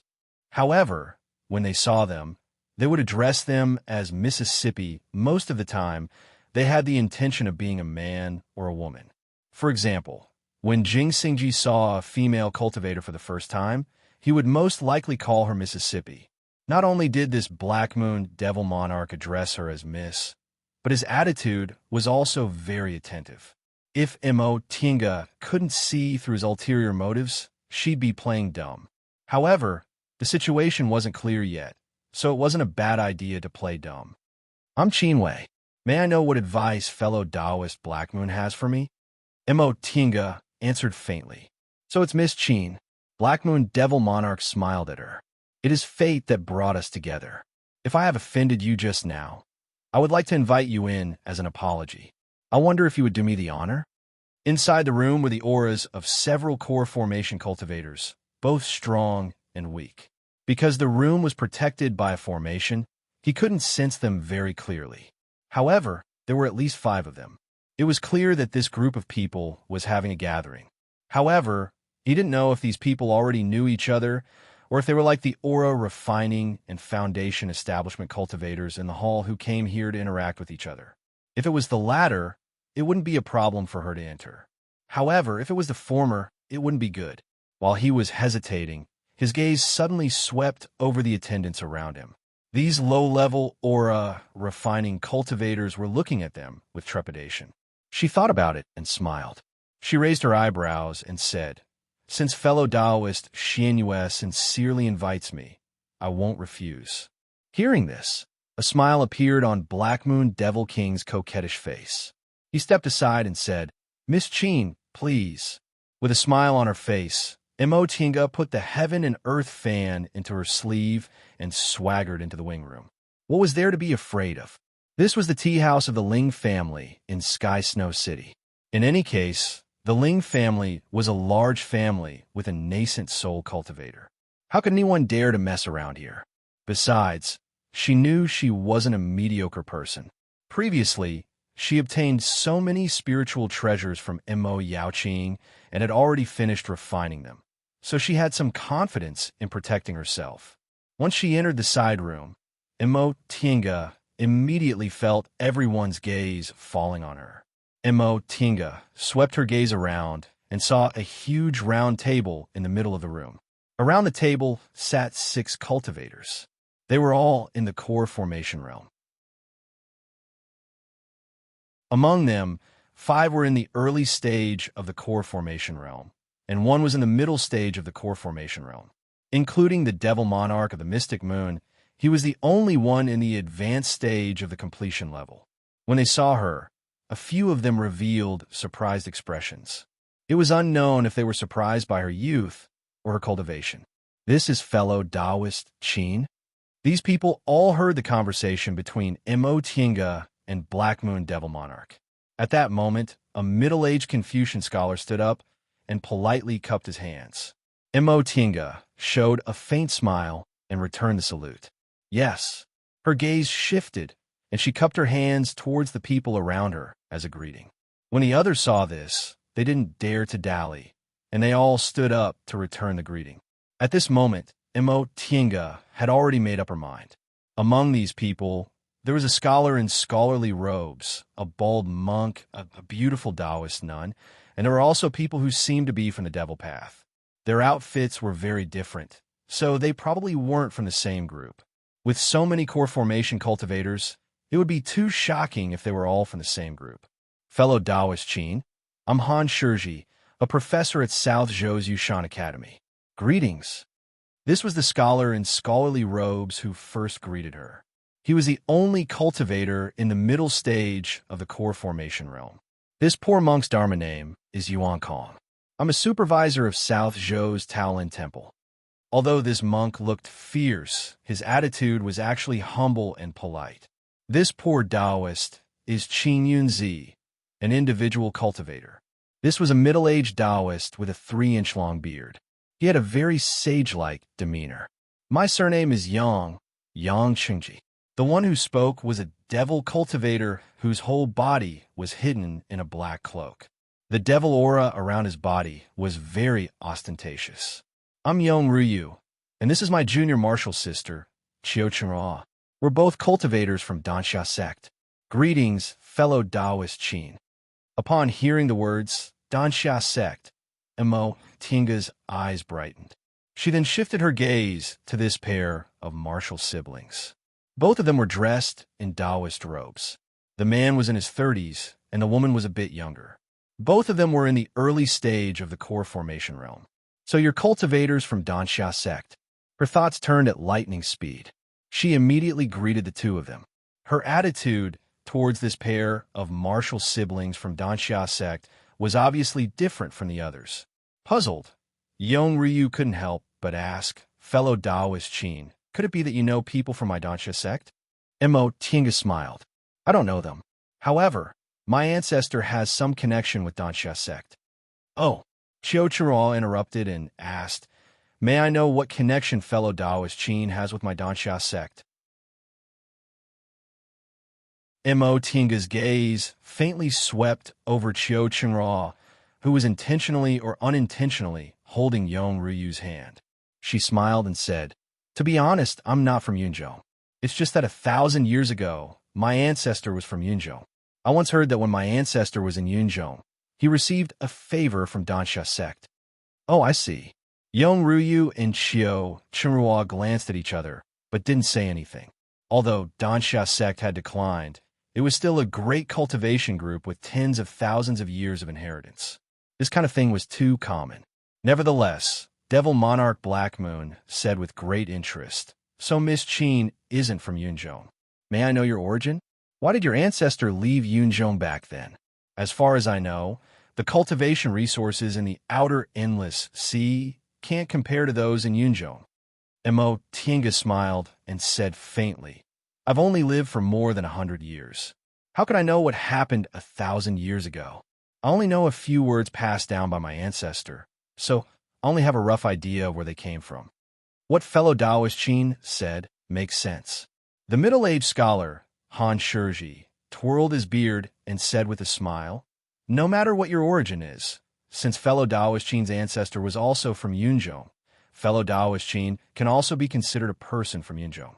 I wonder if fellow Taoist Qin returned to Yunzhong from the outer endless sea to look for your roots? Yes. Mo Qinga cast a glance at Yong Ruyu and her martial sister, then nodded with a smile. I've heard about Yunzhong since I was a child. It's been so many years since I've seen it, so I've always wanted to come to Yunzhong. Now, my wish has finally been fulfilled. Haha. In that case, we could be considered to be fated.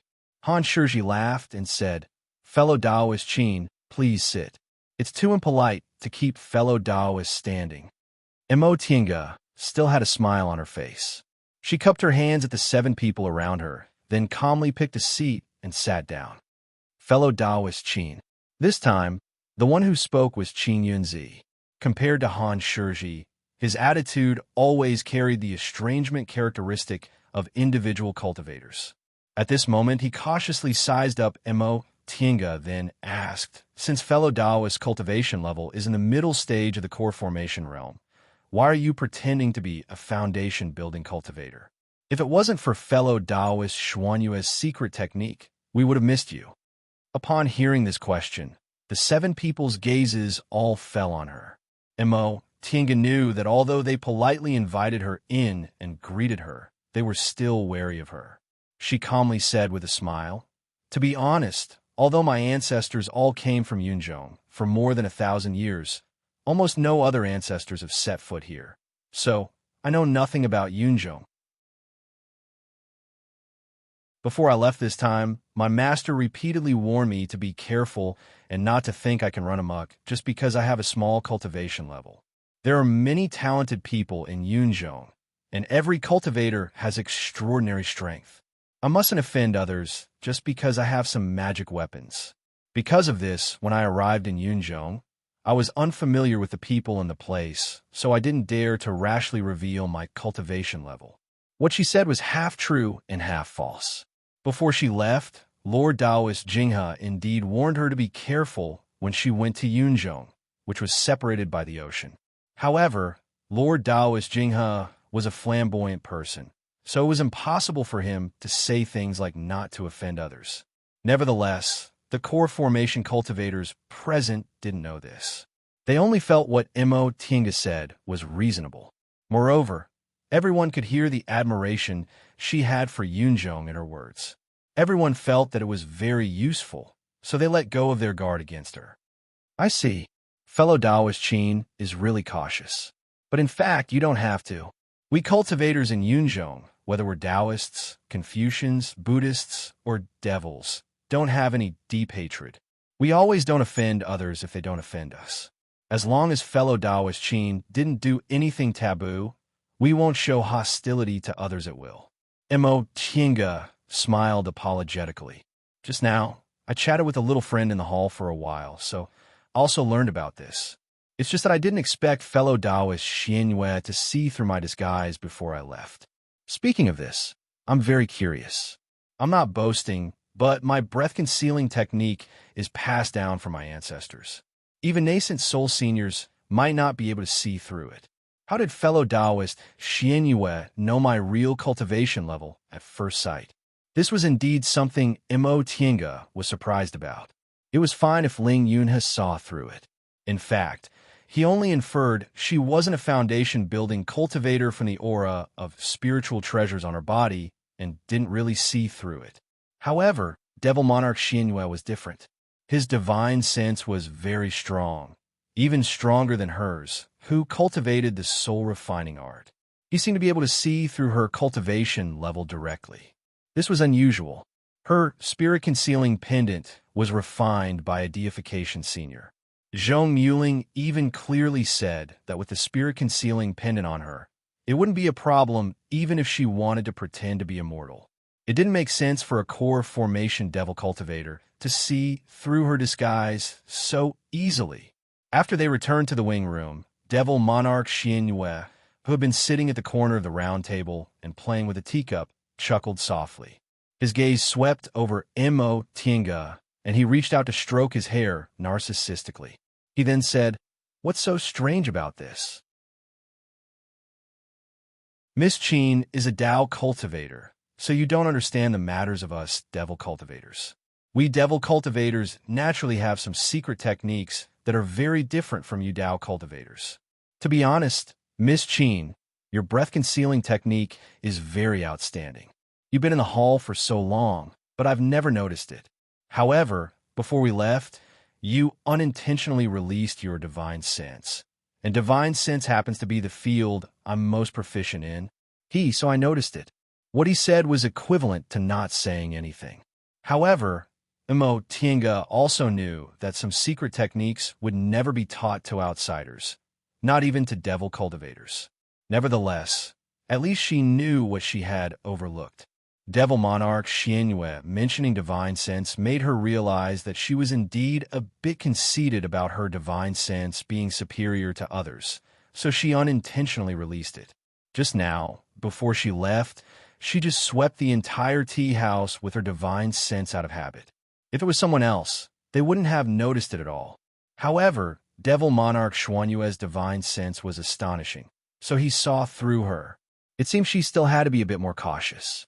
Even if she had the spirit-concealing pendant, she still had to do other things flawlessly.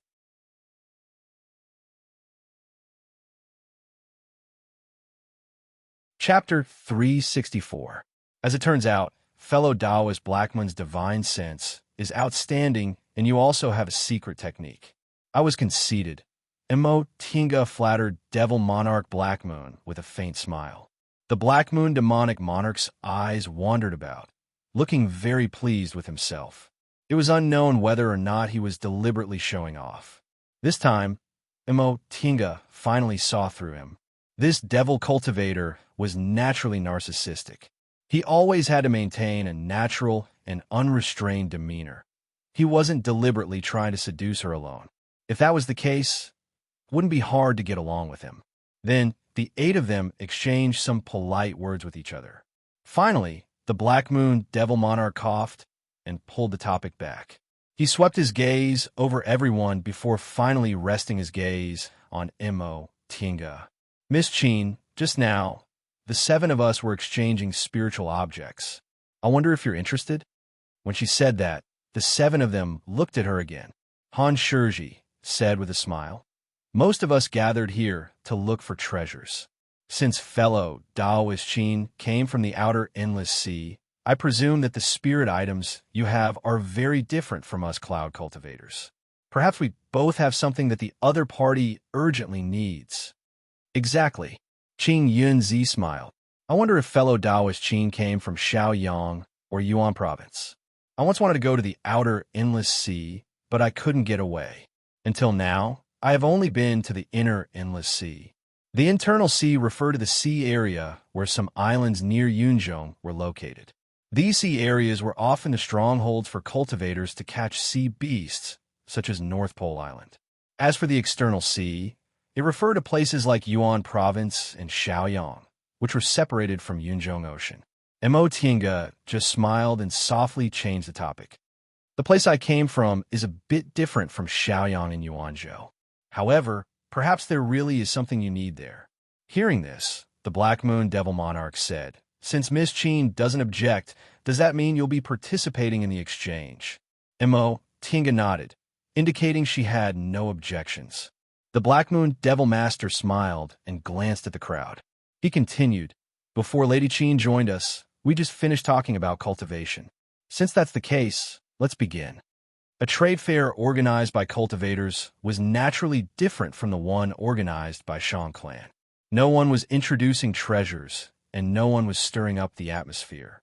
Among them, the mystic moon demonic monarch had the highest cultivation, so he tacitly agreed to be the host. After saying this, the Black Moon Devil Monarch threw out a few items and said casually, "See if you're interested in these items. You can exchange them with items or buy them with spirit stones." Mo Tinga looked down and saw several kinds of ores, spiritual plants, and a magic weapon on the table. The cultivation method of fiendish cultivators was different from that of Taoist cultivators. Therefore, the materials needed for elixirs and spiritual treasures were different from those for Taoist cultivators. These spiritual herbs and minerals were good materials for Taoist cultivators to refine elixirs and spiritual treasures, but they were not very useful for fiendish cultivators. This was even more so for Dharma treasures. Therefore, the Black Moon Devil Monarch did not even bat an eye when he threw these things out. Ores and spiritual plants were all good things, but Imo Tienga didn't need them. Nevertheless, that magic weapon made her take a few more glances at it. This magic treasure looked like a modeled embroidered sword. There was a lot of dust on it, but it faintly exuded an extraordinary aura of wind and thunder. She couldn't figure out what was going on with this magic treasure. If it was really a spiritual treasure, it shouldn't have such mottled embroidery, right? It wasn't like it was an ordinary iron from the secular world. But if it was an ordinary object, how could it have such a strong aura? Ordinary magic treasures would only have such an aura when they were in use. Just by throwing it here, it already had such an aura. Almost only a magic treasure with a spirit would have such an aura. The ores and spiritual plants were quickly exchanged by the other people. In the end, everyone's eyes were on this magic treasure. Like Imo Tienga, they couldn't figure out the details of this magic treasure. For a moment, they hesitated, not knowing whether they should exchange it or not. The Black Moon Devil Monarch smiled and said leisurely to the crowd, "Is everyone not interested in this Fuxing sword?" His words stunned everyone. Yong Ruyu and Qiu Qingrua looked shocked. Even Qin Yunzi, Yuan Kong, and the others' expressions froze. They stared motionlessly at the rusted sword on the table. Fuxing sword? Could it be Senior Fu Yao's Fuxing sword? Yong Ruyu stared at the rusted sword and asked nervously. The Black Moon Devil Monarch raised his eyebrows and showed a faint smile. Otherwise, fellow Taoist Yong, do you think there's another Fuxing sword?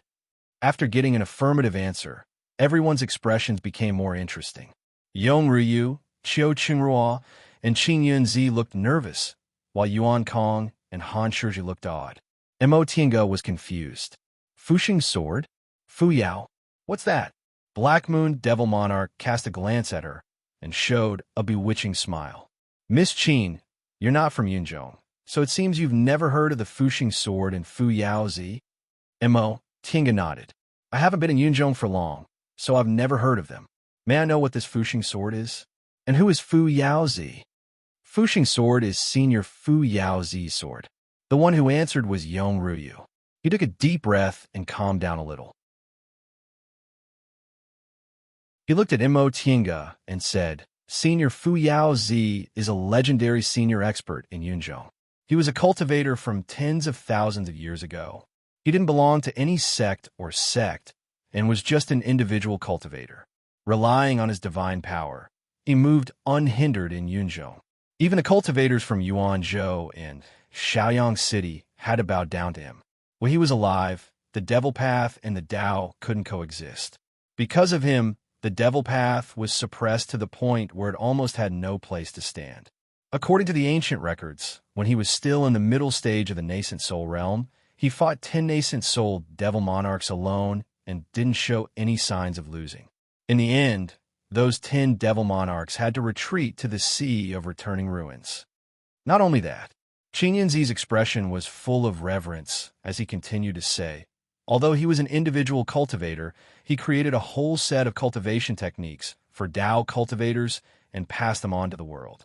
He also shared his cultivation experience with the public without reservation, allowing many individual cultivators to walk on the right path of cultivation.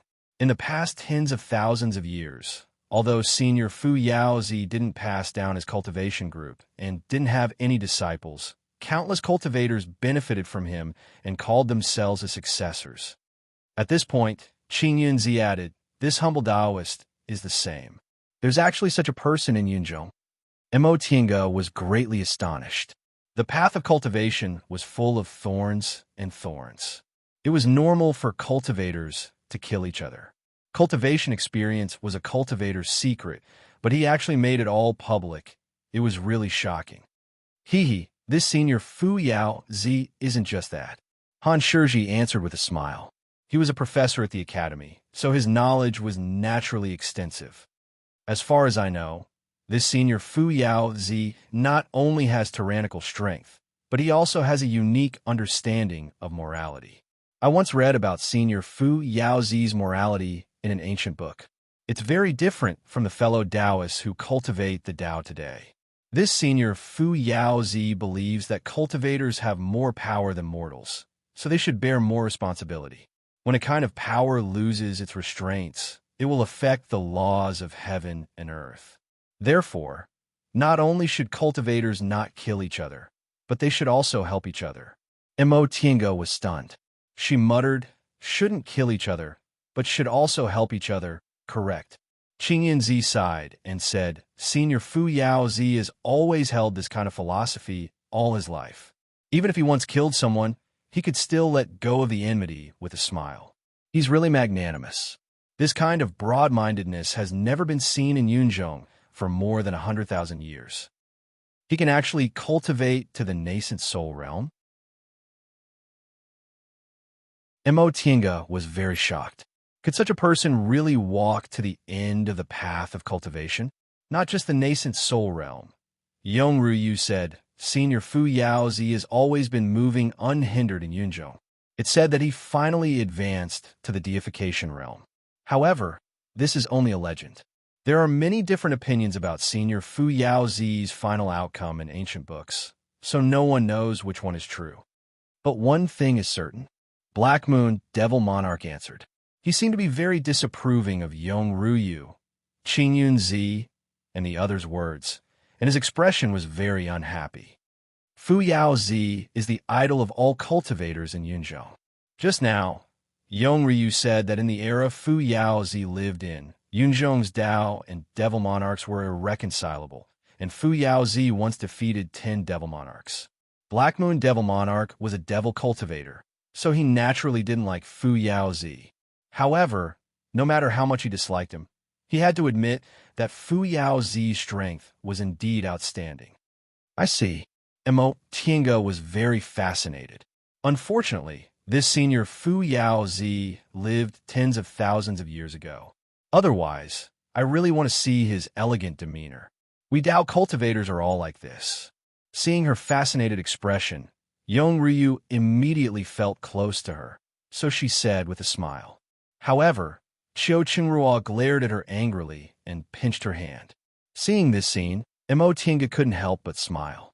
No matter how clumsy her eyes were, she could see that this pair of martial brother and sister had a relationship. Now that her heart belonged to someone else, she naturally wouldn't provoke others. However, this Qiu Qingrua was too nervous. Could it be that just because a woman said something to Yong Ryu, she would suspect that she had a disloyal heart? Yong Ryu didn't seem to notice at all. Her gaze once again fell on the Fuxing sword on the table. Fellow Taoist Black Moon, where did you get this Fuxing sword? If it's Senior Fu Yao Zi's relic, it must be extremely expensive. Black Moon Devil Monarch raised his eyelids and said, I obtained this sword by accident. After many verifications, I confirmed that it was Fu Yao Zi's Fuxing sword. I asked many Devil Path seniors, and this sword disappeared when the 10 Devil Monarchs fought Fu Yao. It was probably left in the Devil Domain at that time. You don't need to be so scared. Although the Fuxing sword is powerful, this sword isn't the complete Fuxing sword. Hearing this, Qingyun Zi was stunned and asked anxiously, Fellow Taoist Black Moon, what do you mean? Black Moon Devil Monarch said lazily, Do you think this sword will still be full of spiritual aura after tens of thousands of years and being corroded by devil aura in the Devil Domain? Yong Ryu and the others were stunned, but the excited expressions on their faces calmed down a little. Yes, the Devil Domain was full of devil aura. If this treasure was left in the Devil Domain, it would definitely be corroded by the devil aura. After tens of thousands of years, it was already rare that it didn't turn into a pile of ordinary iron. Qingyun Zi thought for a moment, then asked cautiously, Fellow Taoist Black Moon, do you think this sword can still be used? Since I took it out to trade, it's naturally still useful, Black Moon Devil Monarch said faintly. Speaking of which, this sword is worthy of being Fu Yao Zi's sword. After being corroded by devil aura for tens of thousands of years, it unexpectedly still retains the momentum of a spiritual treasure. Of course, everyone here understands that this sword definitely can't be used directly. It needs to dissolve the devil aura and be refined again to recover some of its original power, but only a little.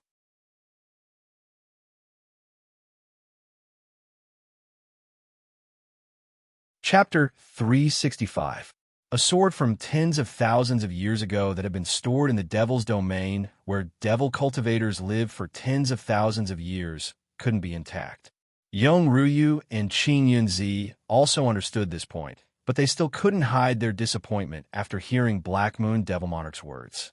This was Fu Yao Zi's sword, but it still had this kind of momentum. One could imagine how powerful it was in the past. Of course, if it hadn't been corroded by devil aura, nascent soul cultivators wouldn't have had the chance to take a fancy to core formation cultivators like them. After figuring this out, the two of them regained some of their composure. Qin Yunzi looked at the sword and asked cautiously, "Fellow Taoist Black Moon, what do you want to exchange this sword for? How many spirit stones do you want?" Black Moon Devil Monarch played with the spirit stones he had just exchanged and said casually, "We devil cultivators are different from you righteous cultivators. We need a special mental cultivation method to absorb spirit stones for our own use. Usually, we just use them like money. So, you don't have to exchange them for spirit stones. If you see something suitable for devil cultivators, just give it to me." When he finished speaking, Qin Yunzi and Yong Ryu both had a troubled expression on their faces. It wasn't easy to find things for devil cultivators. After all, the spiritual aura of heaven and earth was the main source of energy for devil cultivators. In the beginning, devil cultivators used spiritual aura for their cultivation. Later, devil cultivators gathered in one place to cultivate, and the devil's domain was full of devil aura. Things that could be directly used by devil cultivators usually grew in devil's domain. There weren't many devil's domains in Yunzhong, only some specific places in northern Qilin Nation. The devil's domain was small and didn't have many resources. If there were, they would have been taken away by the local devil cultivators. They were pure Dao cultivators, so where could they get things for devil cultivators? Devil Monarch Black Moon obviously understood their difficulties, but he didn't back down. He picked up the rusty Fuxing sword, cast a sidelong glance at the two of them, then looked at Mo Tinga. "Miss Qin is also a cultivator. Are you interested in this Fuxing sword?" Mo Tinga glanced at Yong Ryu and Qin Yunzi, then said, "I'm naturally interested, but fellow Taoist Yong and fellow Taoist Qinyan are very interested in this sword. I've only just arrived here, so how could I snatch it away?" He paused for a moment before continuing, "Moreover, it's really hard to find demonic cultivators' items. I'm afraid that fellow Taoist Xinyue won't be interested in the things I have on me." The Black Moon Devil Master smiled and said, "What's wrong with that? It's up to me whether I like him or not." Since Miss Qin has participated in our trade fair, she naturally has the qualifications to exchange. Fellow Taoists, don't you think so? The Black Moon Devil Monarch was in the late stage of the core formation realm, while Yong Ryu and Qin Yunzi were only in the early stage of the core formation realm. How could they dare to act tough in front of him? Moreover, what the Black Moon Devil Monarch said made sense. The trade fair was free to trade, and it was all up to the owner's preference. Seeing the two of them nod, the Black Moon Devil Monarch smiled and said, "All right, what do you have, Miss Qin? You can take it out and let us see." Mo Tinga hesitated for a moment, but in the end, she still took something out of her robe. She'd been to Demonic Mountain before. Demonic Mountain used to be the battlefield of the Righteous Path and the Devil Path. Countless treasures of the Righteous Path and the Devil Path were left there.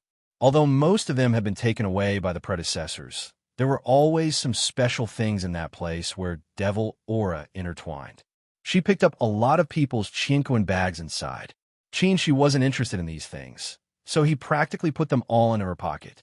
There were some strange things produced on Demonic Mountain, but she didn't know much about devil cultivators, so she didn't know whether these things were useful or whether Black Moon Devil Monarch would like them or not. The Black Moon Devil Monarch watched as she took out a chinquin bag from her robe and took out things one by one. At first, his expression was indifferent, probably because these things didn't catch his eye. But as Tinga took out more and more things, the Black Moon Devil Monarch's expression gradually became a bit surprised. When she took out one thing, he actually stood up abruptly. Tinga stopped. The thing she took out was a jade box with a small black flower inside. She didn't know what it was, but she felt the devil aura was very heavy. She looked at Black Moon Devil Monarch's expression and thought this must be some kind of treasure to be able to shock a core formation devil cultivator so much.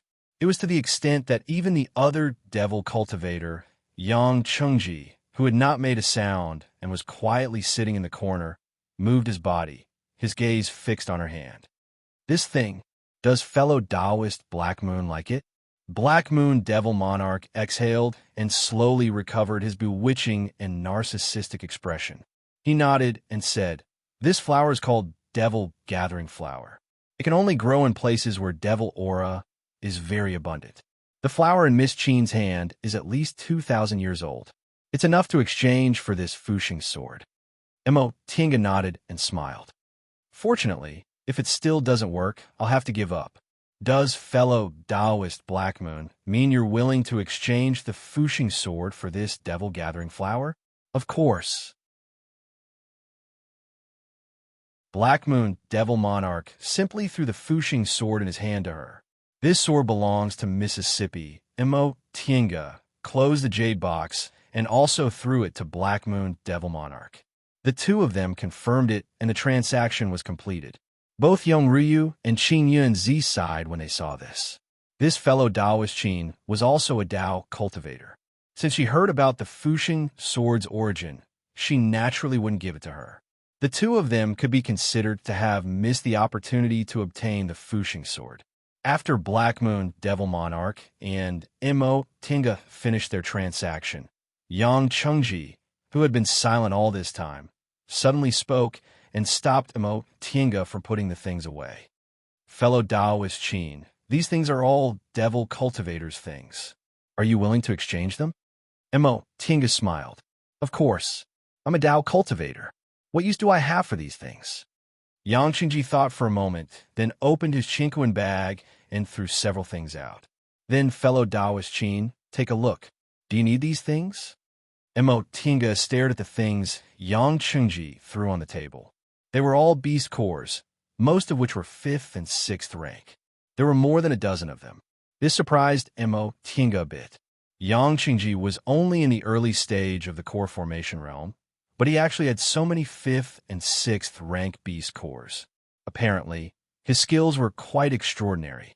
She once heard that although Devil Path cultivators were prone to chi energy deviation, their fighting abilities were stronger than Righteous Path cultivators in the same realm.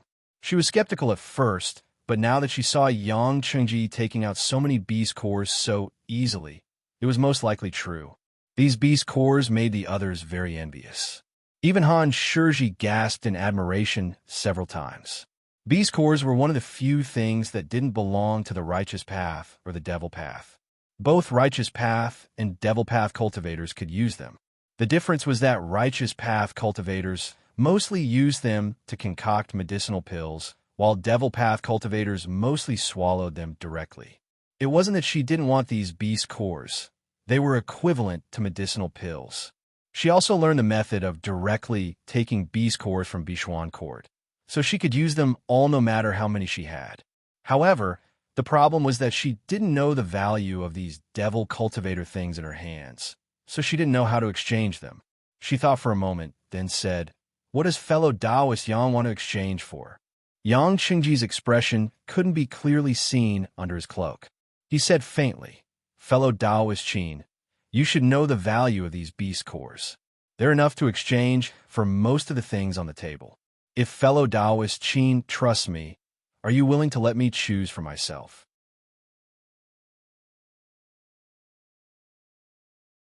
Tinga only considered it for a moment before she smiled and agreed. "Sure." Yang Chengji nodded. "Thank you." As he spoke, he raised his hand. The things on the table flew towards him one by one, as if they were being pulled. By the time most of the things were in his hands, He pushed his hand forward, throwing the beast cores on the table towards Imo Tinga. Imo Tinga caught all of them.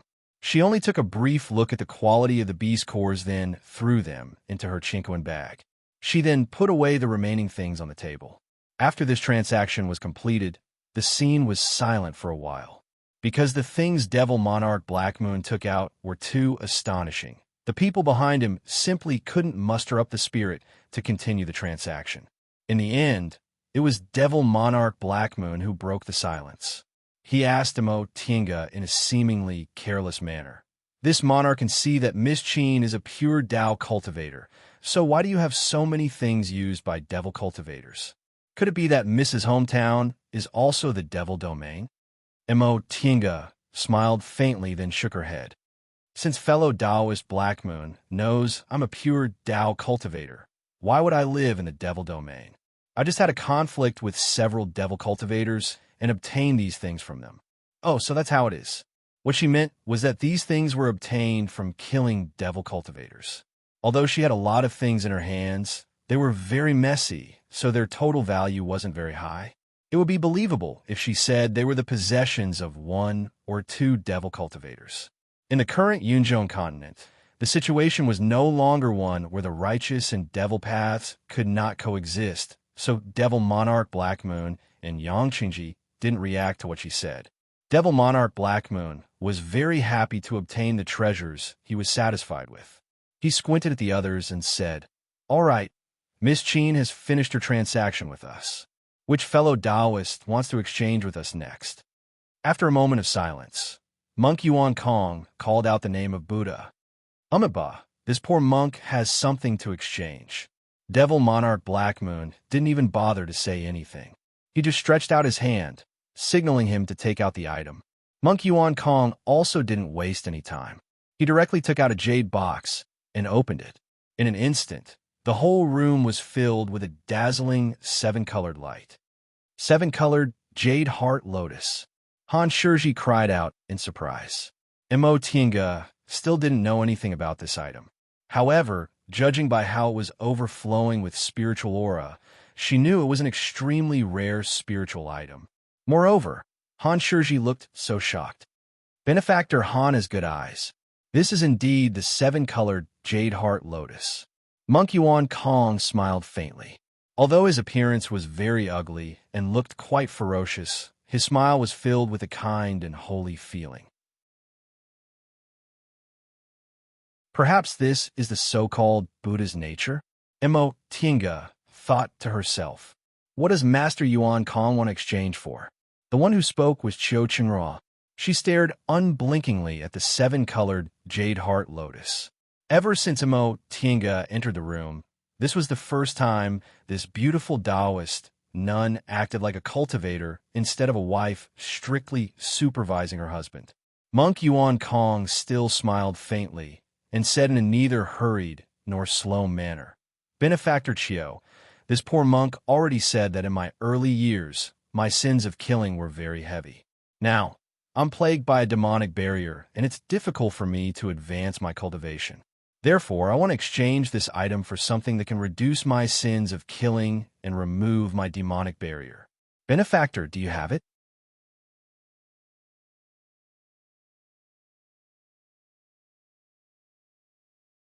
Chapter 366. In the end, Monk Yuan Kong's seven-colored jade heart lotus was exchanged by Yon Ruyu with a Buddhist treasure. Qiu Qinghua happily put the seven-colored jade heart lotus into his bag. Qin Yunzi took a fancy to the Fuxing sword, while Han Shizhi took a fancy to the seven-colored jade heart lotus. Soon after, the two of them took out their own things and exchanged some passable spiritual objects with others. The core formation cultivators were very straightforward, and there were only 8 people present, so the trade fair ended very quickly. Then, everyone began to talk about cultivation. This process was an eye-opener for Imo Tinga. It was the first time she met devil cultivators, Buddhist cultivators, and Confucian cultivators above the core formation realm. The experiences of Black Moon Devil Monarch, Yang Chengji, Monk Yuan Kong, and Han Shizhi were completely different from what she had heard before. No matter what Tao they walked, they were all cultivators, so they had quite a lot in common, which helped Mo Tinga figure out some difficult cultivation problems. This conversation lasted for half the night before Mo Tinga bid farewell to everyone and left the tea house. When she stepped out of the tea house, the full moon was already hanging in the sky.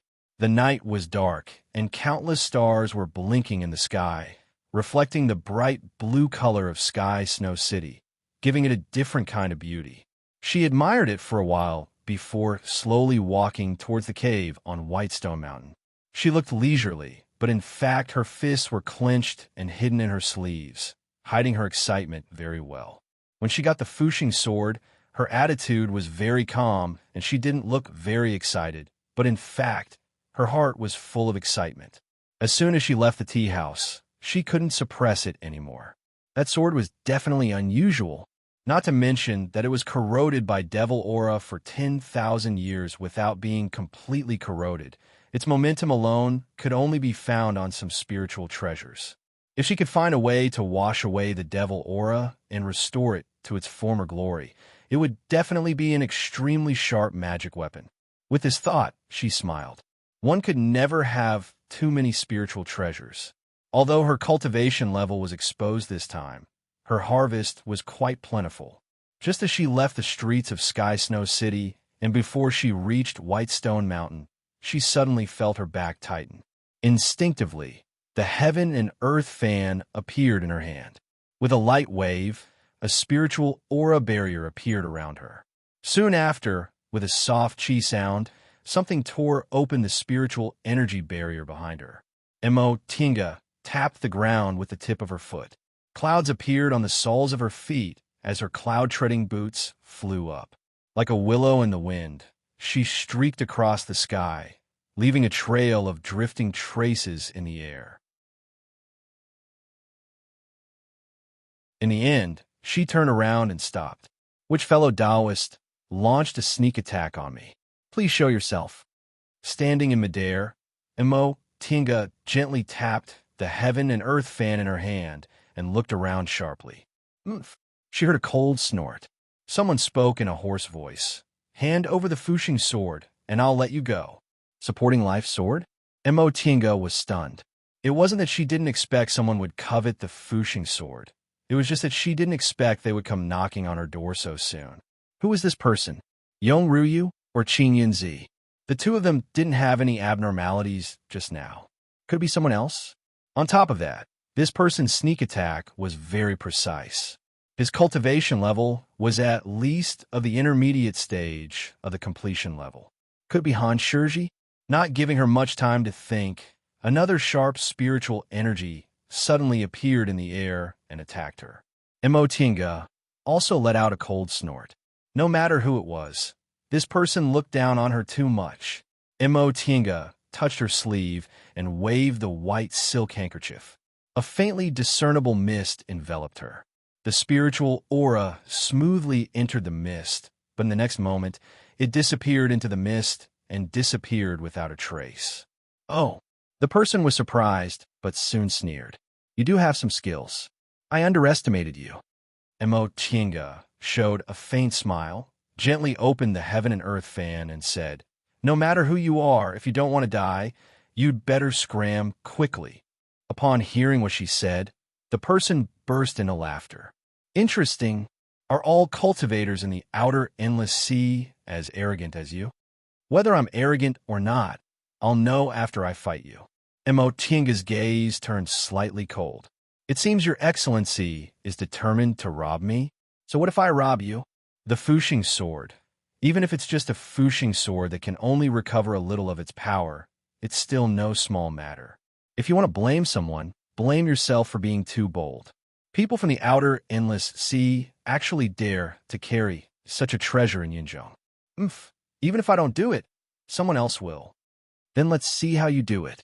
Before he finished speaking, the heaven and earth fan unfolded, and seemingly invisible mountains and rivers sprayed out in an instant. The person didn't expect Mo Tinga to act so quickly. Before he finished speaking, she had already used her magic weapon. In the darkness, a black thing splashed over, trying to block the mountains and rivers transformed by the heaven and earth fan. Tinga smiled slightly and withdrew the mountains and rivers. Like a flash of lightning, she retreated dozens of feet away. With a crane cry, a red-crowned crane rushed out of the heaven and earth fan and pecked at her right side. Ah! With a cry of alarm, a figure suddenly appeared in the darkness. This person was also very fast. With a flash, he was already dozens of feet away, blocking the red-crowned crane with a huge stone. Tinga waved the fan lightly, and the red-crowned crane disappeared without a trace. She smiled at the person in the darkness. "Professor Han, it's really you." Dozens of feet away, Han Shirji glared at Tinga with a gloomy expression. Just now, although he blocked the red-crowned crane's attack in time, Tinga was simply a diversion. She used flying needles to launch a sneak attack under the crane's cover. Although she didn't really succeed, the feeling of almost being hit was really bad. Han Shirji always thought the level of the cultivators in the outer endless sea couldn't compare to the cultivators in Yunzhong, so he boldly came to attack her. He didn't expect Tinga to have so many magic weapons in her hands. Not only did she easily dodge his rhino telepathy, but she also unexpectedly launched a sneak attack on him. He almost died because of his own carelessness. But from now on, he wouldn't be careless anymore. With a golden brush and jade inkstone in his hands, even if this woman had many magic weapons, he wouldn't lose. Tinga didn't attack immediately. She looked at Han Shirji and asked with a smile, "Professor Han, I don't quite understand. Aren't you a Confucian cultivator? The Fuxing sword is a Taoist cultivator's item. What do you want it for?" "Humph." Han Shirji snorted coldly. "What do you know? How can magic weapons be divided by schools? Confucian cultivators, Taoist cultivators, Buddhist cultivators, don't they all transform spiritual aura for their own use?" Tinga was stunned. She didn't expect he would actually say this. She carefully pondered it in her heart and suddenly felt enlightened. For a moment, she came to a sudden realization and understood. Yes, Confucian cultivators, Taoist cultivators, Buddhist cultivators, and even devil cultivators were all cultivators. Although their respective doctrines were different, their cultivation methods were different, and their methods of transforming spiritual aura were also different, there wasn't much difference in essence. They all cultivated and similarly transformed the spiritual aura of heaven and earth for their own use. They also strengthened their bodies, cultivated their meridians and dantian, and advanced their realm step by step to pursue the ultimate goal of ascension. She was too trapped by the views of schools. She always felt that cultivators of other Taoists might be able to learn a thing or two from them, but they were always different. In fact, their essence should be the same, but their external situations were different. Looking at Han Shirji in the darkness, she had a mysterious feeling. This Han Shirji came to snatch her treasures and even to kill her. His words were very ruthless, so it was obvious that his previous erudition and elegance were all fake. In fact, he was a ruthless person. However, this person had such a deep understanding of morality, almost seeing through the true meaning of cultivators of various Taoists. His unintentional words suddenly made her feel as if her state of mind had transcended. She didn't know whether she should thank this person or not. Professor Han is really a knowledgeable person. You can actually comprehend this kind of truth. That being the case, why is your state of mind so weak? Sneak attacks aren't magnanimous. Don't you Confucian cultivators pursue upright conduct and firm will? Aren't you afraid of having inner demons? Han Shirji smiled contemptuously and looked at Tinga. You don't need to talk so eloquently. You only know a little bit about us Confucian cultivators' cultivation methods. What inner demons? It's nothing more than acting against one's own morality. If there's no morality, how can there be any violation? Although your cultivation level isn't bad, you're just a silly little girl. Being looked down upon like this, Tinga didn't show any anger. She pondered Han Shirji's words. If there's no morality, how can there be any violation? Is that really the case? If Devil Path cultivators didn't cultivate their minds, It was easy for them to suffer from chi deviation, but they could also ascend and become devils. Many nascent soul cultivators in the celestial pole were afraid of inner demons, so they wouldn't harm people's lives for no reason. Even their temperamental master was the same. However, the number one late nascent soul cultivator in the celestial pole was Master Songfeng, that fiend. The reason was actually this simple. If there's no morality, how can there be any violation? Because cultivators like them were instilled with the concept of don't lightly harm people's lives and be careful of inner demons since childhood. They always believed that if they hurt people for no reason, they would have inner demons. Because of this, when they hurt people for no reason, they would be trapped by inner demons. Master Songfeng said he was neither a Tao nor a devil, neither a human nor a ghost. In other words, his concept was different from that of cultivators. Could it be that because he didn't have any morality in his heart, he didn't have any inner demons, even if he violated them, so he could become the number one late-stage nascent soul cultivator in the celestial pole by hook or by crook? Mo Tiange fell into contemplation. Han Shiji smiled coldly and suddenly pulled out his hand. The ink brush and the jade inkstone flew out at the same time. Fellow Taoist Qin. Just as the ink brush was about to splash on Mo Tiange's body, a clear shout was heard. Someone flew out, and a lightning-like light instantly blocked the ink brush. That person stretched out his hand, and a crescent-shaped jade knife flew back into his hand. His figure was already in front of Mo Tiange. You? Seeing the apricot-colored Taoist robe this person was wearing, Han Shiji was shocked. You're under the moonlight. This person's cold gaze fell on Han Shiji. He said heavily, Han Shiji, you came to my Sky Snow City and killed people in my Ling clan's territory. Aren't you looking down on my Ling clan too much? Under this person's cold gaze, Han Shiji's ruthless expression slowly disappeared. He exhaled and said, since fellow Taoist Ling made a move, I won't say much. Today's matter will end here. Wait. Seeing that Han Shiji was about to turn around and leave, this person shouted. He stared at Han Shiji with a gloomy expression. You want to leave just like that?